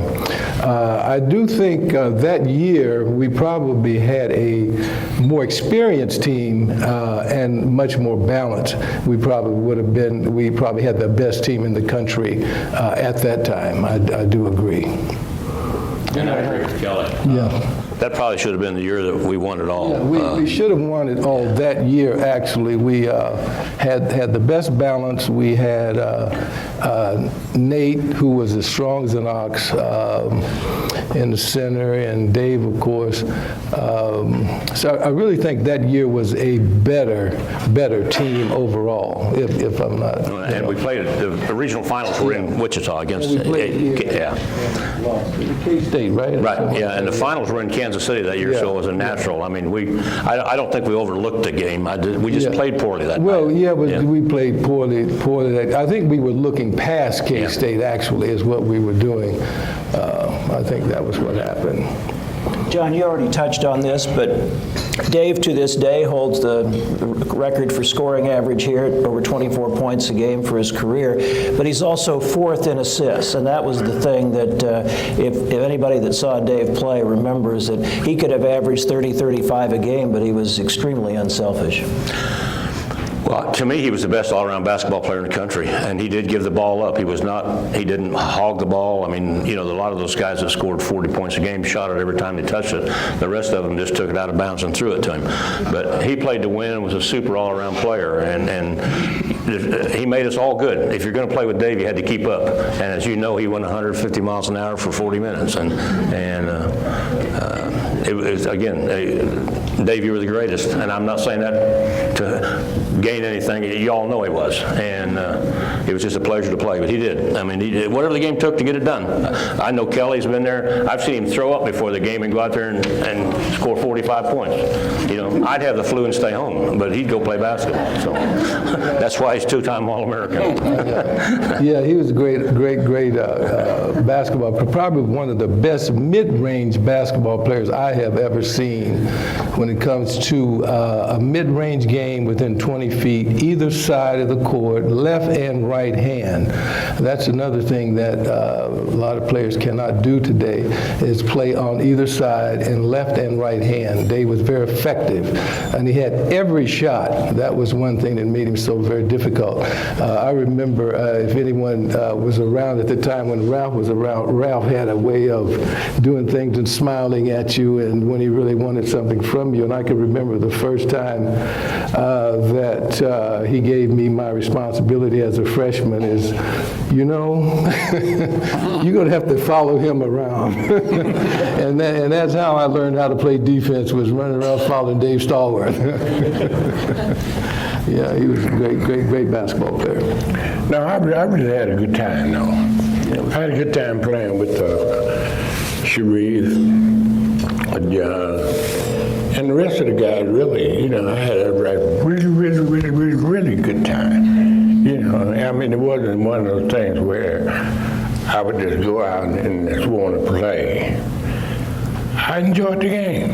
I enjoyed playing with the guys. I've enjoyed the game as a game. It's a team sport. It's 5 people out there. You talking about 10 people out there. We talking about 5 on 5. And we get out there and we just played together as a team, you know, and this is how we won, as a team. You know, it wasn't an individual or anything like that. It was just a team. You know, Dave, having said that, the late Ron Heller, who was one of the coaches on that team, told me one time that Dave always played 100%, whether it was practice, a pickup game, whatever it was, because he loved the game so much. He would rather be on the basketball court doing that than anything else he could possibly be doing, and so he gave it everything he had all the time when he had a basketball in his hands. I enjoyed it. Dave was from Dallas, Texas, and I was a couple of years behind him, and when I got here, I had never seen anyone that Dave's size able to play out on the floor like he played. Today, you have a lot of players at 6'7", 6'8", that can play the guard position, can play the forward position. They have a term today that they coined, it's called a point forward. Well, Dave was the original point forward in terms of being able to handle the ball, and that's why he's such a great all-around player. He was elected one of the top, or selected as one of the top 5 players to ever come out of the state of Texas. And Texas has produced a number of great players, including Shaquille O'Neal and a number of others. So he was inducted into the Texas High School Hall of Fame in the late 70s or early 80s. I can't remember exactly when. So we were very fortunate, as John said, to be able to play with one of the all-time greats. Yeah, something occurred to me, and it's not on the sheet of questions I gave you guys to be ready for, but it has occurred to me that all of you are intelligent men who have gone on and done well in your professional careers. Tommy and John were both coaches during their post-college careers, but it strikes me that it was also a very smart team, basketball smart, and guys that really understood the game and knew how to play it, and I wondered if you guys would comment on that a little bit. I'll address that. The group that went to the Final Four, I think I heard on the video, were all local area high school people. And if you were choosing a pickup team, you wouldn't pick 3 guys that run real slow and can't jump. Vern Smith, Dave Leach, and Jamie, okay? And they were good basketball players, don't misunderstand me. And a 5'10" guy don't turn around many programs, okay? And Kelly Pete was probably the only one, or Mohammed was the only one that should have been playing that night, physically, okay? The rest of us were good spot shooters, and we had our abilities. But Mike is correct. I think we all knew each other's moves. We knew if Kelly's here, he's going there, and Vern's going here, and Dave will be back there. And we counted on each other. And that's basically why we got to where we got that year, is because we were, and again, basketball smart. I told someone the other night we beat Hank Iba in his own slow-down game. I think they thought we were probably going to run the ball because the night before we scored in the high 80s against SMU, and then we come out and beat them 54-48, and he was a legend. And I think they were kind of taken by surprise that, oh, they're going to do this, well, we can do this better than they can. And all of a sudden the game's over and we won. And we only took 29 shots that night, I think. Usually Kelly took more than that himself, but he never passed the ball back. And he's right. We played against each other all the way from 7th grade clear through high school, and then we ended up being teammates. The same thing with Jamie. But my point is, we were a cohesive unit, probably the best cohesive unit we had, because we knew each other's what we would do, where we'd be at, what would happen. If I did this, that's going to happen here, and basically that's what got us to the Final Four. When we got there, we didn't play very well, and I think we were outmanned probably, but neither here nor there. But speaking of smart, I think Ralph was probably the smartest one of all, simply because Well, for a lot of reasons, but also because he scheduled 6 Valley games, conference games, before Dave and Nate's eligibility was up.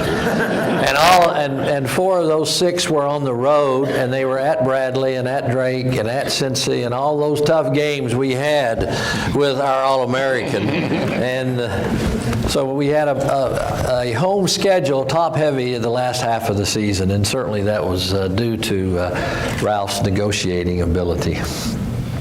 You know, that you guys all knew that Dave was going to be running out of eligibility at the end of the first semester, but Nate's departure from the team was a surprise. That takes away a 6'10" guy, another 12 points, 8 rebounds, a future NBA player. So talk a little bit about adjusting to all of that. Just first of all, the kind of the psychological shock, and then guys stepping up and assuming bigger and different roles.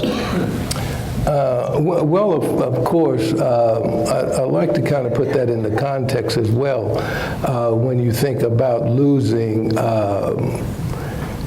Dave Stallworth, #1, 2-time All-American, and Nate Bowman, which, to give you context,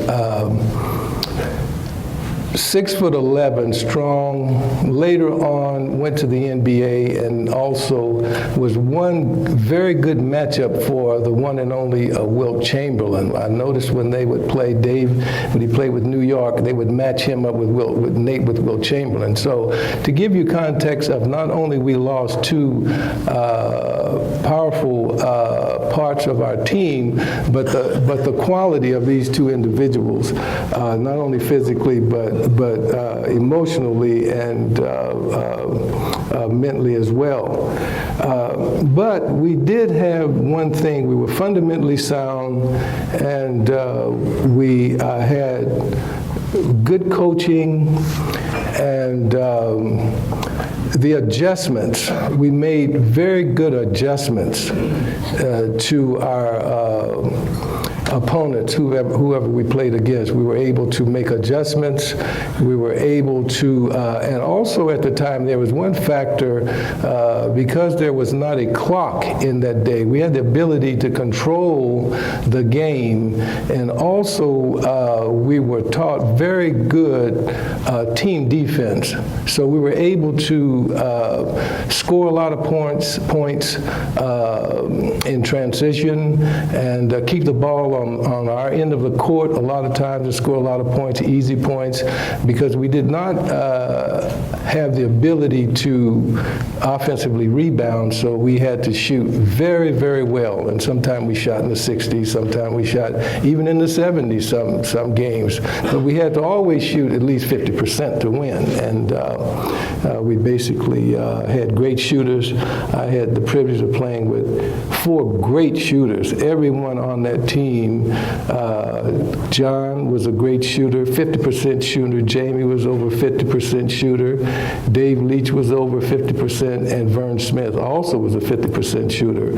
So if we had the ability to get the ball, and because we did not have a clock, and I could basically control the ball well enough to get it to them in their sweet spots when they could shoot, we knew we had a great opportunity to win, and that's how we won most of our games, because basically we had great shooters, and they took good shot selection,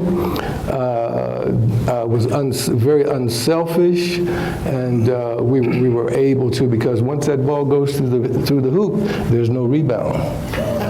Bob, you've been quiet over there. I want to ask you about the fact that, back then, coaches really didn't play as deep into their bench a lot of minutes a game as they do now. So usually the 5 guys would play most of the minutes, sometimes another guy or 2. But guys like Jamie that stepped up, and Melvin Reed, who went on to become a very fine player as a junior and a senior, that became kind of the 6th man after those guys left.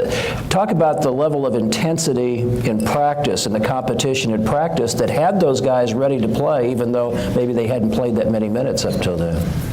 Well, I happen to be a practice warrior, and being a practice warrior, I got a lot of good information from that starting 5 physically.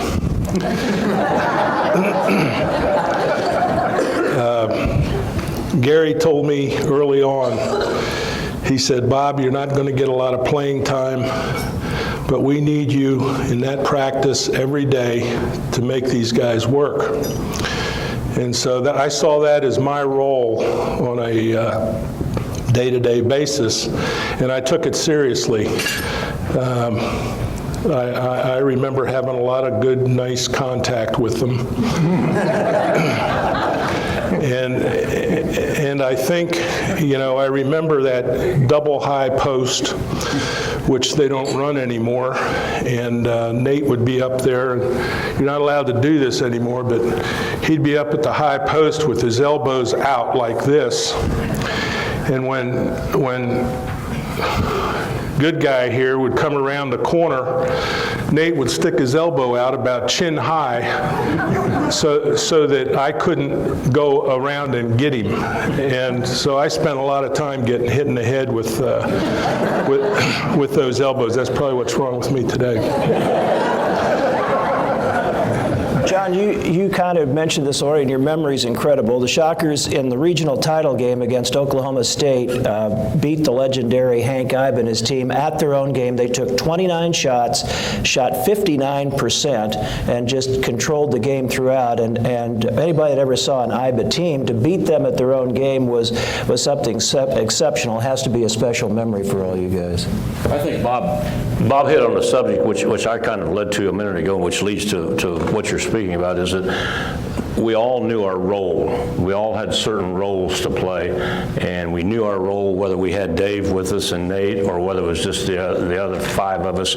We knew what our roles and responsibility were, and we went to a different offense after we lost Nate. I don't know if you guys remember, it was called the spread offense. It was basically ninth grade basketball. I mean, we had two guards out front in the high post and two forwards, and we hit the post and split, and the other guys came out, and we just kept running this over and over and over till we got a layup. That's why we shot 60% or whatever it was, but we all knew our roles. We all fulfilled our jobs, whether you were a practice warrior or the starting five. You knew what your role was, you did your job, and you didn't get out of doing your job. And that's one thing that made us good. We all took our responsibility, our roles and our responsibility to heart, and did them the best of our ability. And again, it was a pleasure for me to beat Hank Ibe at his own game. I mean, I was kind of a little bit ornery when I was young, and I kind of wanted to go over and say nice job or something. Really upset him, but I didn't want to do that. But, a little ornery? Oh, just a little ornery, okay. But it was a pleasure. But I think Bob's right. Everybody knew the role, and we did our own jobs. We didn't try to do too much. We knew our limitations. Ralph made you aware of your limitations, and so did Gerry. And while we're on that subject, I just want to say, to me, the coaches were so far advanced. Ralph was way ahead of his time. Whether you played for Ralph or you were an assistant with Ralph, whatever, he was doing things in the 60s, and Gerry Thompson was too, that people aren't even doing today. Some of these coaches come up with these defenses and they say, oh, so-and-so at Maryland's doing this. You know what? Ralph was doing it 50 years ago, okay? And that's why he was successful. That's why Gerry was successful. That's why Wichita State was successful. We used to do a thing called change-ups. Every time we scored, if you guys remember, we went to a full-court zone press. That was our key. We made a point, whether it's a free throw or a field goal, zone press back to the zone defense. If we missed, you pick up the man guarding you, and you went full court man to man. That's it. No questions asked. You didn't have to have a pregame speech. You knew what you were going to do. People don't do that today, and if they do, they think, oh, this guy's a wonderful coach. Look what he's doing. Ralph and Gerry were doing it 50 years ago. I mean, that's why we were successful. We knew our roles, we knew our responsibilities, and we ran the fast break. Nobody runs a made free throw fast break. Y'all remember how we ran that. Nobody does that to this day. I want to go over and tell Bill Self at KU, I can show you something that'll make your team better, okay? But it probably upset him, but not that I would care, but it'd just be amazing. I mean, it was a plan. Ralph was pressure basketball, so was Gerry and everybody that worked for him. On offense and defense, you put the pressure on the other team. They may make a mistake the first minute or the last minute, but you'll win by 2. Is that not his philosophy? That was it. No. Go ahead, Kelly. I didn't mean to interrupt you. Well, no, just only, I think 100% of what you said was right, but there's one record straight thing that I want to straighten out. And it's all in fun, and I wanted to say this based upon losing to Michigan. Was that Michigan State when we lost? Michigan, yeah. With Cassie Russell the last second. This was kind of interesting. Dave and I was talking about this, what happened in the halftime, and during that same series of how we would switch up and do man-to-man and zone and whatever. Halftime, this is the only mistake I think Ralph made was the first half of that game, we played that system, and I was basically man-to-man with Cassie Russell. And halftime, Ralph took me off of Cassie, and Dave told Ralph, said, "No, Ralph, don't do that, man. Leave him on him." You remember that? Mm-hmm. Dave said that at halftime. And then we changed up and went to zone, and Cassie killed us in the second half. He got hot. He was a great shooter. He wasn't a great dribbler, but he could shoot. Once he got hot, it was very difficult to stop him. And he stepped across the timeline and shot it, and that was the game. But that was the one time that I think if we'd stayed man-to-man, I think we could have controlled the rest of that game. I think that game also had a great national focus as well, because I believe we were number 1 in the country going into that game, and they were number 2. They were number 2, yeah. And I'll contend to this day, I watched it on TV, that Dave got forced out of bounds right before Cassie got a chance to shoot that shot. That's what I recall about the game. It was a bad call at the end. Dave should have had 2 free throws, and they gave him 1. And then I don't know, there was 3 or 4 seconds left, and they threw it up to half court and called timeout, and Cassie made I remember going like this, and it was a swish from about half court. And then I walked across the press tables to get off the floor because everybody went on the floor. Yeah, it's pretty amazing. I learned something there because the last words I asked was what defense we're in, and the coach thought for a while and said zone, and it should have been a zone. I don't question that, but I should have put pressure on Cassie to get the ball with his back to the basket or something. Instead, they just threw it in and walked it up, and he took a shot. Yeah, dumb me, but that's you learn to come back. Yeah. What I never could understand was. Is 2 seconds different than 20 years ago than they are now? I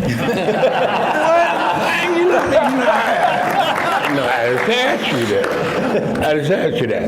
All right. Cassie passed through. Cassie threw the ball in. He threw the ball in. They took a couple of dribbles. They passed it back to Cassie. And he dribbled all the way down to maybe mid-court, and he shot, and he made the basket. He beat us by 1. All right. Let me ask you this. Y'all were teammates with the Knicks. Did y'all ever discuss that? Yeah.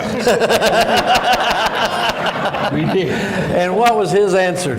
Well, he said, well, we got away with one. And they did what they did, because it takes more than, it doesn't take but 4 seconds to do what he did, I mean, this guy passed the ball, got the ball back, took a couple dribbles, and shot the ball. All this was done in 4 seconds, and I couldn't understand that. I mean, to this day, I cannot understand that. Happens in every era, doesn't it? Sounds familiar. Well, let me, I know that you guys could listen to these guys forever. Some of you have to get to work. So the last thing I want to ask all of you is just to put it, if you can put in perspective that still, that's the only Final Four team in the history of this program. And I know all or a lot of you still follow this program or reconnected with the program in some cases. And just your thoughts on that, and maybe if you have anything to say to today's Shocker fans and the representatives of the team that are here. So I'll let you guys go with that. Well, I'd like to say I've had the opportunity to watch our great Shocker team today, and I'm very, very impressed with what I see. These guys, I believe they not only have a chance to go to the Final Four, they have the one thing that we did not do, they have a chance to win. They have the opportunity to win. So I think if you guys work together as a unit, and you have been doing that, you believe in yourself, share the ball, don't be selfish, be resilient, don't let down like you've been doing. Play a half a game, you must play the complete game. Don't play to lose, play to win. You know, you guys sometimes play to lose. You're playing not to lose. You have to play to win. And that's the key. And but I'm very impressed with what I see. And I wish you guys a lot of luck. You're standing on some tall shoulders. All these great guys here, the guys that we learned from. And we're so proud of you.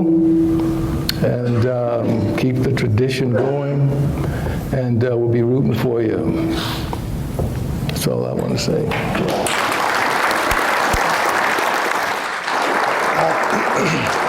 I'd like to say, excuse me, a couple things to the guys on the team today.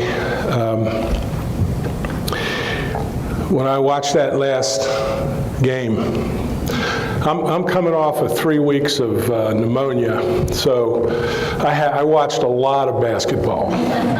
I watched every game on every channel, and I split screens in the whole thing. So when I watched the end of that game, and I saw how you guys responded, which is the normal response by every team, I felt total pain in my heart. Not because you lost. That had nothing to do with my pain. It had to do with how hard you guys worked. And we know how hard you have to work to get to that station in the tournament. That's what really hurt me, is knowing what you lost inside, not the final score. I believe you guys played as well as you could possibly play. In 1984, a guy named Tom Peters wrote a book called In Search of Excellence. And it was a book concerning some of the best-run corporations in the United States. And he did a lot of research to figure out what made corporations successful. And he found a study on Nobel Prize winners, Nobel Prize research winners.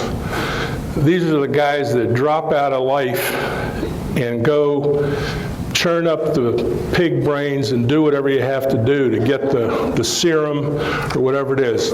So they're gone for 10 or 20 years, and then all of a sudden they come out and get voted, and everybody in the world knows who they are.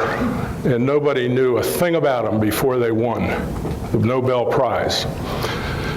They did a study to try to figure out what is it inside these Nobel Prize winners, and not just the winners, but all the guys that compete in the Nobel Prize. What is it that makes them successful? These were everyday, ordinary men. Everyday, ordinary. Like Jimmy Valvano said, Lord must have loved ordinary people because he made so many of them. But what they found out was the research showed that there were 4 characteristics in these guys. One of them was a streak of brutality. Now, we're not talking about athletes here. We're talking about common, everyday nerds. There's probably a lot of you out there, so you know what I'm talking about. Streak of brutality, strong finishers, and I'll get the other 2. My age is killing me. Streak of brutality, strong finishers, killer instinct, and I can't remember the other one. But those three characteristics were found in these Nobel Prize winners. And as I thought about you guys, and I think you have all these instincts. And I think you have a coach that I probably couldn't play for because I know what a taskmaster he is. I know you guys go through hell every day, and you're to be congratulated for being out there. Win or lose, it doesn't make any difference. You're giving this school your blood. And I can remember that, and so can these guys. So we want to commend you for that.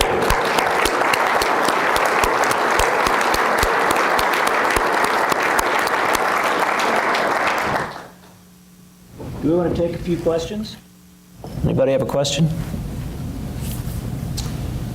Yes, Devon. I do. A lot of people talk about, and I just want to see if this is true, that John Wooden actually took Coach Miller's zone press. And obviously, we won 10 championships in 12 years. But that was kind of the key one time that they played here, I think, and they got a pretty good beat.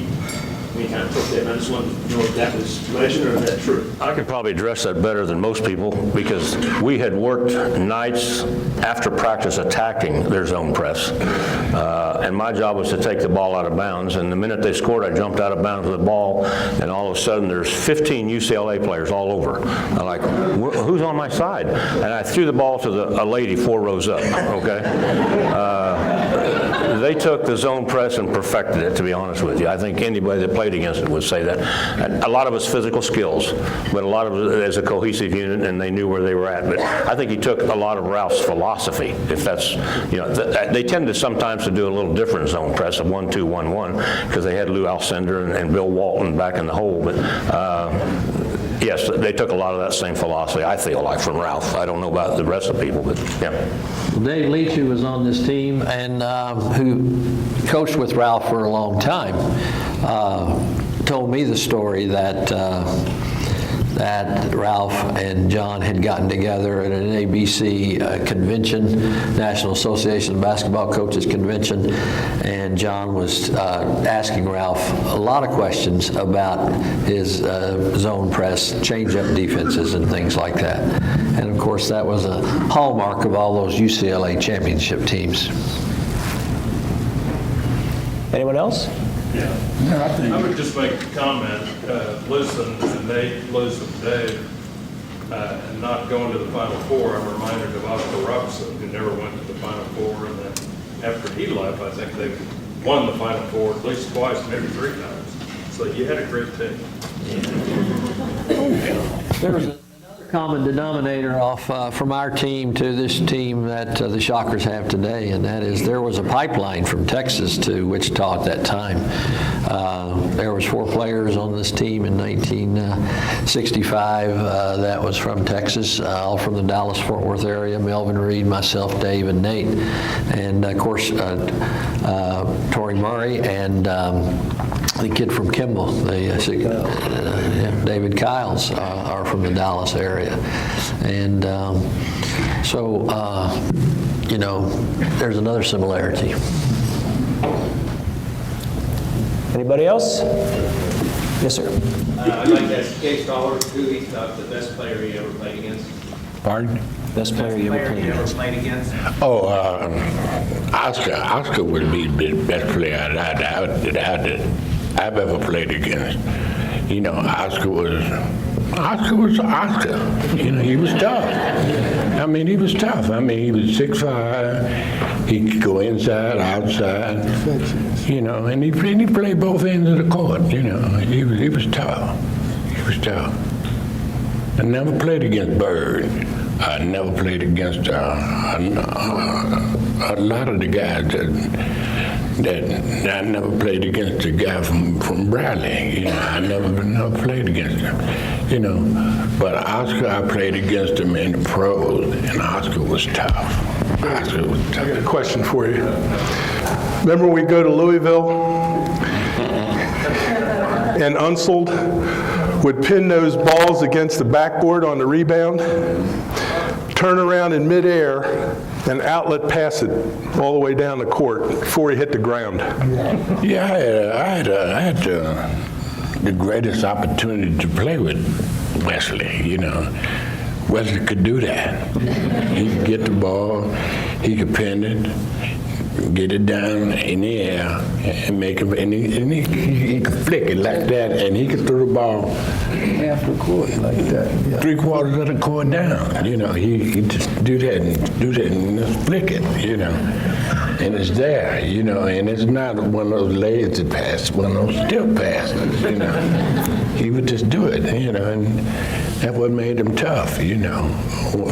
He could get rid of the ball quicker than any center that ever played the game. He'd get rid of the basketball. I have a question for Dave, too. I'd like for you to do a little comparison between Ralph Miller and Red Holzman. Red was his coach with the Knicks, and Red won the NBA championship. Red was my coach, but he never really coached me. Ralph coached me. Now, the things Ralph was doing was revolutionary. You know, Ralph was doing things that other teams weren't doing. You know, I mean, he would ask players to do things that coaches wouldn't ask other players to do. You know, and Ralph was good at that. You know, now we down 7 points. And it's less than a minute to play. And in no 3 seconds, we're not talking about 3-point shots. And a man coming to you and asks you, we got him what we wanted. You know, but this is what he said. This is what he said. We got him right where we wanted. We got him right where we wanted. And we were 7 down with less than a minute to play. And playing against the #1 team in the country, we beat them. We beat them. The real fools were ourselves. We believed them. Yeah, went out and won the game. But that was the thing that blew me away. You know, is the fact that we came back and we really actually beat this team. He said, "Don't worry, we got what we want." I said, "Yeah, okay." You know, but the man, he could, he would do it. He was a coach. He would do it. I mean, Ralph came up with all kinds of lines like that. You know, I mean, he telling you to do something that you know you can't do, what you felt you couldn't do. But when you went out and tried it, you did it. You know. Those 40-something points you scored that night didn't hurt it. I can tell you that. Well, that was another game. You know. But I don't think it was the best game that I played, but it was one of the top teams, top plays that I made was against. Louisville, I guess, you know. Yeah, he had 40 in his last game, that 65 season against Louisville. Anybody that was there, was the darndest assortment of shots from one player I ever saw in my life. But you know, but really though, I had some teammates. I had really good teammates, you know. And I didn't have to hog the ball. I didn't have to hog every shot. I didn't need you. They got to play down there in the roundhouse. Now they call it Leach's Alley. And I mean, the man didn't miss from over there. I mean, he shot the ball. If he shot the ball 10 times, 9 of them would be good from Leach's Alley. And that's the way he shot it, you know. Kelly, we need a steal. He was steal. John, we need a shot. Shot. Got a shot, you know. This was the type of team that we had, you know. It was a good team. It was a team that didn't take much of nothing. We played hard, we played tough. We played physical. We were physical because we lost to North Texas State here at the Roundhouse. That was the worst thing in the world that could have happened to us.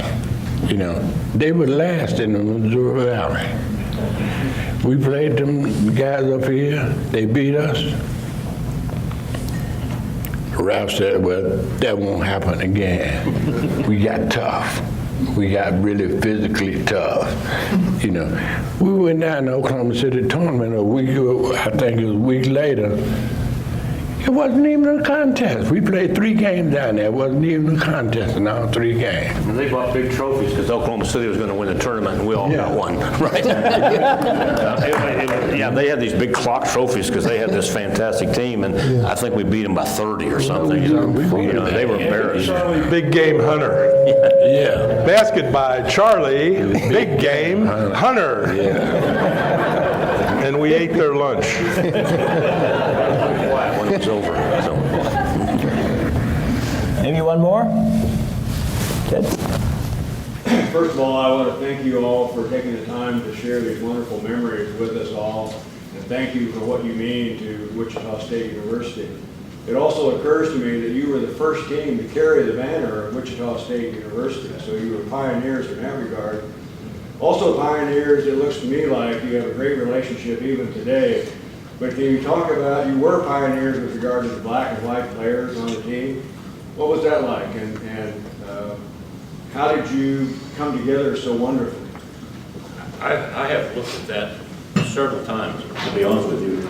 It was a great sociological change going on in the world of athletics. I think that's one reason we were very successful.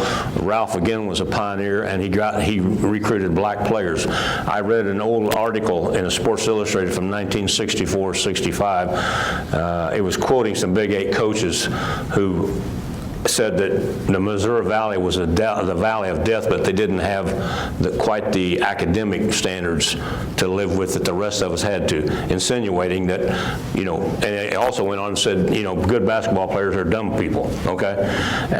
Ralph was an originator. There was no color in our team.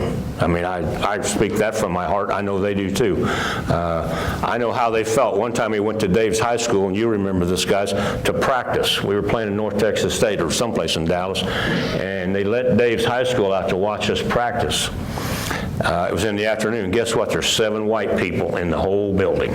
Am I correct? Okay. Now I know how Dave feels playing in front of 10,000 people, or Kelly, okay? There's 7 black people on our team, or whatever the number was, I don't know.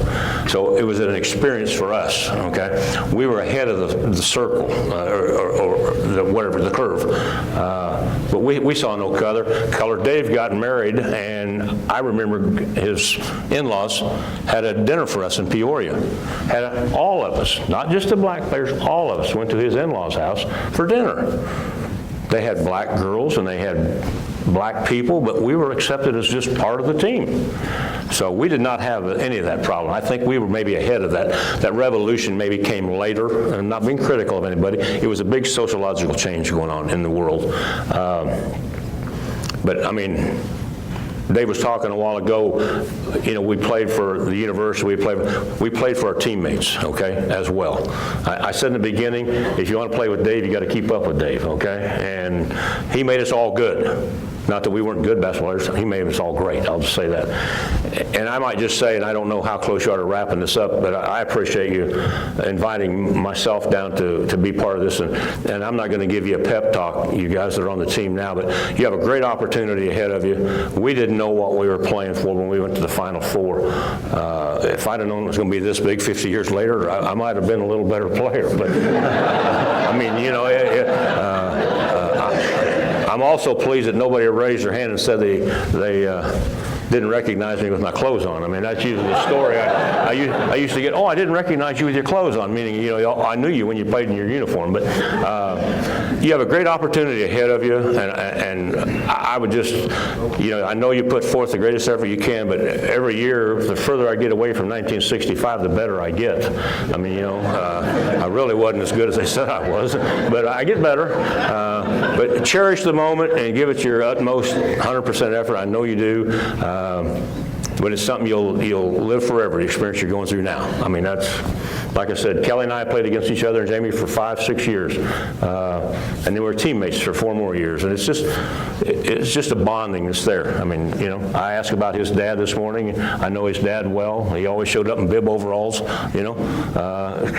But that's the camaraderie we had. We could tell stories up here if you had all morning on each other. I mean, that's why I don't know how deep you want to go, but you know. I think we're good when it comes to clothes on and off. Okay, that's about enough. Okay. Actually, there's a young lady, an older lady up back in the back that raised her hand when you said that. All right, but anyhow, thank you again for having us. It was my pleasure. I know everybody else, but Mike, thanks.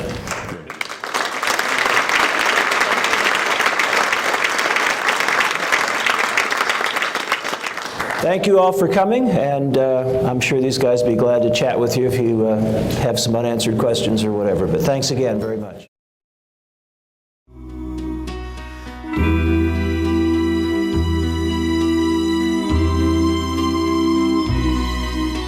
Someday when I'm awfully low and the world is cold, I will feel a glow just thinking of you and the way you look tonight. You're lovely with your smile so warm and your cheeks so soft. There is nothing for me but to love you, just the way you look tonight. Whoa, whoa, whoa, whoa. With each word, your tenderness grows, tearing my fears apart.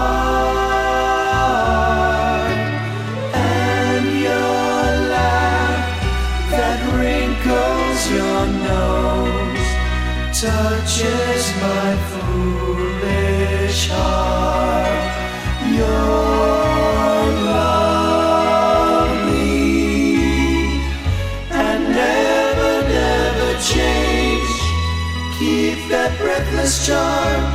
Won't you please arrange it, 'cause I love you just the way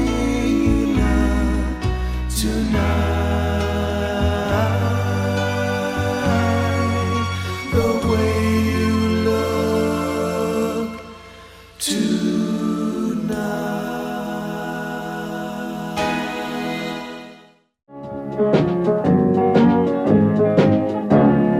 You're so fine.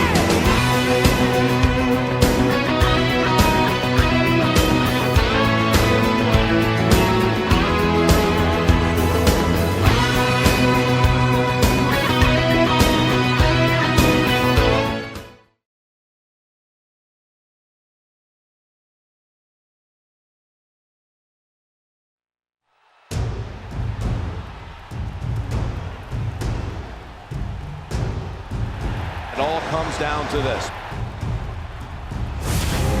The journey to the Final Four is like no other in sports. 10 furious days of competition where hopes are crushed and dreams are realized. Are you kidding me? Unbelievable comeback. A gauntlet that carves a hungry field of 68 teams down to just 4. Louisville heads to Atlanta. This is the story of those 4 programs, their struggles and triumphs told from the inside through unprecedented access. You'll never get this in the NBA. Join us as we go behind the scenes at Michigan. They think you're just a fluke. Syracuse, Wichita State. We belong because of the way we played. And Louisville, as they strive to shine on the game's largest stage. They'll be telling that story forever. This is the NCAA tournament like you've never seen it before. This is Final Four Confidential. The official Final Four program right here. Hey, let's have a good one, all right? Yeah, let's get going. Let's go. On the Georgia Dome floor, each team holds a practice in front of media and fans, a Final Four tradition. In 2012, Greg Marshall's Shockers lost quietly to VCU in the round of 64. This year, the word is out on the coach and his program. Could you just tell us how much you knew about Wichita State before you went to school there? I knew nothing about Wichita State. I had to Google it and see how big the city was. When I first heard the word Wichita, I'm thinking a small country town, people walking around with cowboy boots on. And The biggest thing, I think, is keeping them focused, keeping them grounded, but from my perspective at Wichita State as a 9 seed and a non-BCS school, keeping them confident, making sure that they understand that they belong here, making sure that they understand that if they play well, we can win this whole thing. And they don't have to play the perfect game. They just have to play really, really well. I know the Final Four in March Madness has grown and grown into this fantastic experience. But for Wichita, basketball was so important in 1965, just like it is today. Nothing's changed. Go Shockers! Shocker fans still love the Jew. We remember you and everything you've done for our program. Thank you so much for coming out and being a part of this. Thank you so much. To be appreciated after all these years has been something very, very special for me and something that I will remember for the rest of my life. This is what you work for. We're at the mecca of college basketball, Atlanta, 4 teams standing, and we have an opportunity to play one of the best teams, if not the best team in the country today, for the right to play for a national championship. So what's not to like? I especially love the vibe on Saturday before the first game because the building is usually divided 4 different ways. Every single fan base believes it's their year. It's magic in the air. If you could ever quantify what hope feels like, that would be probably the setting that I would choose, would be that last hour before the Final Four.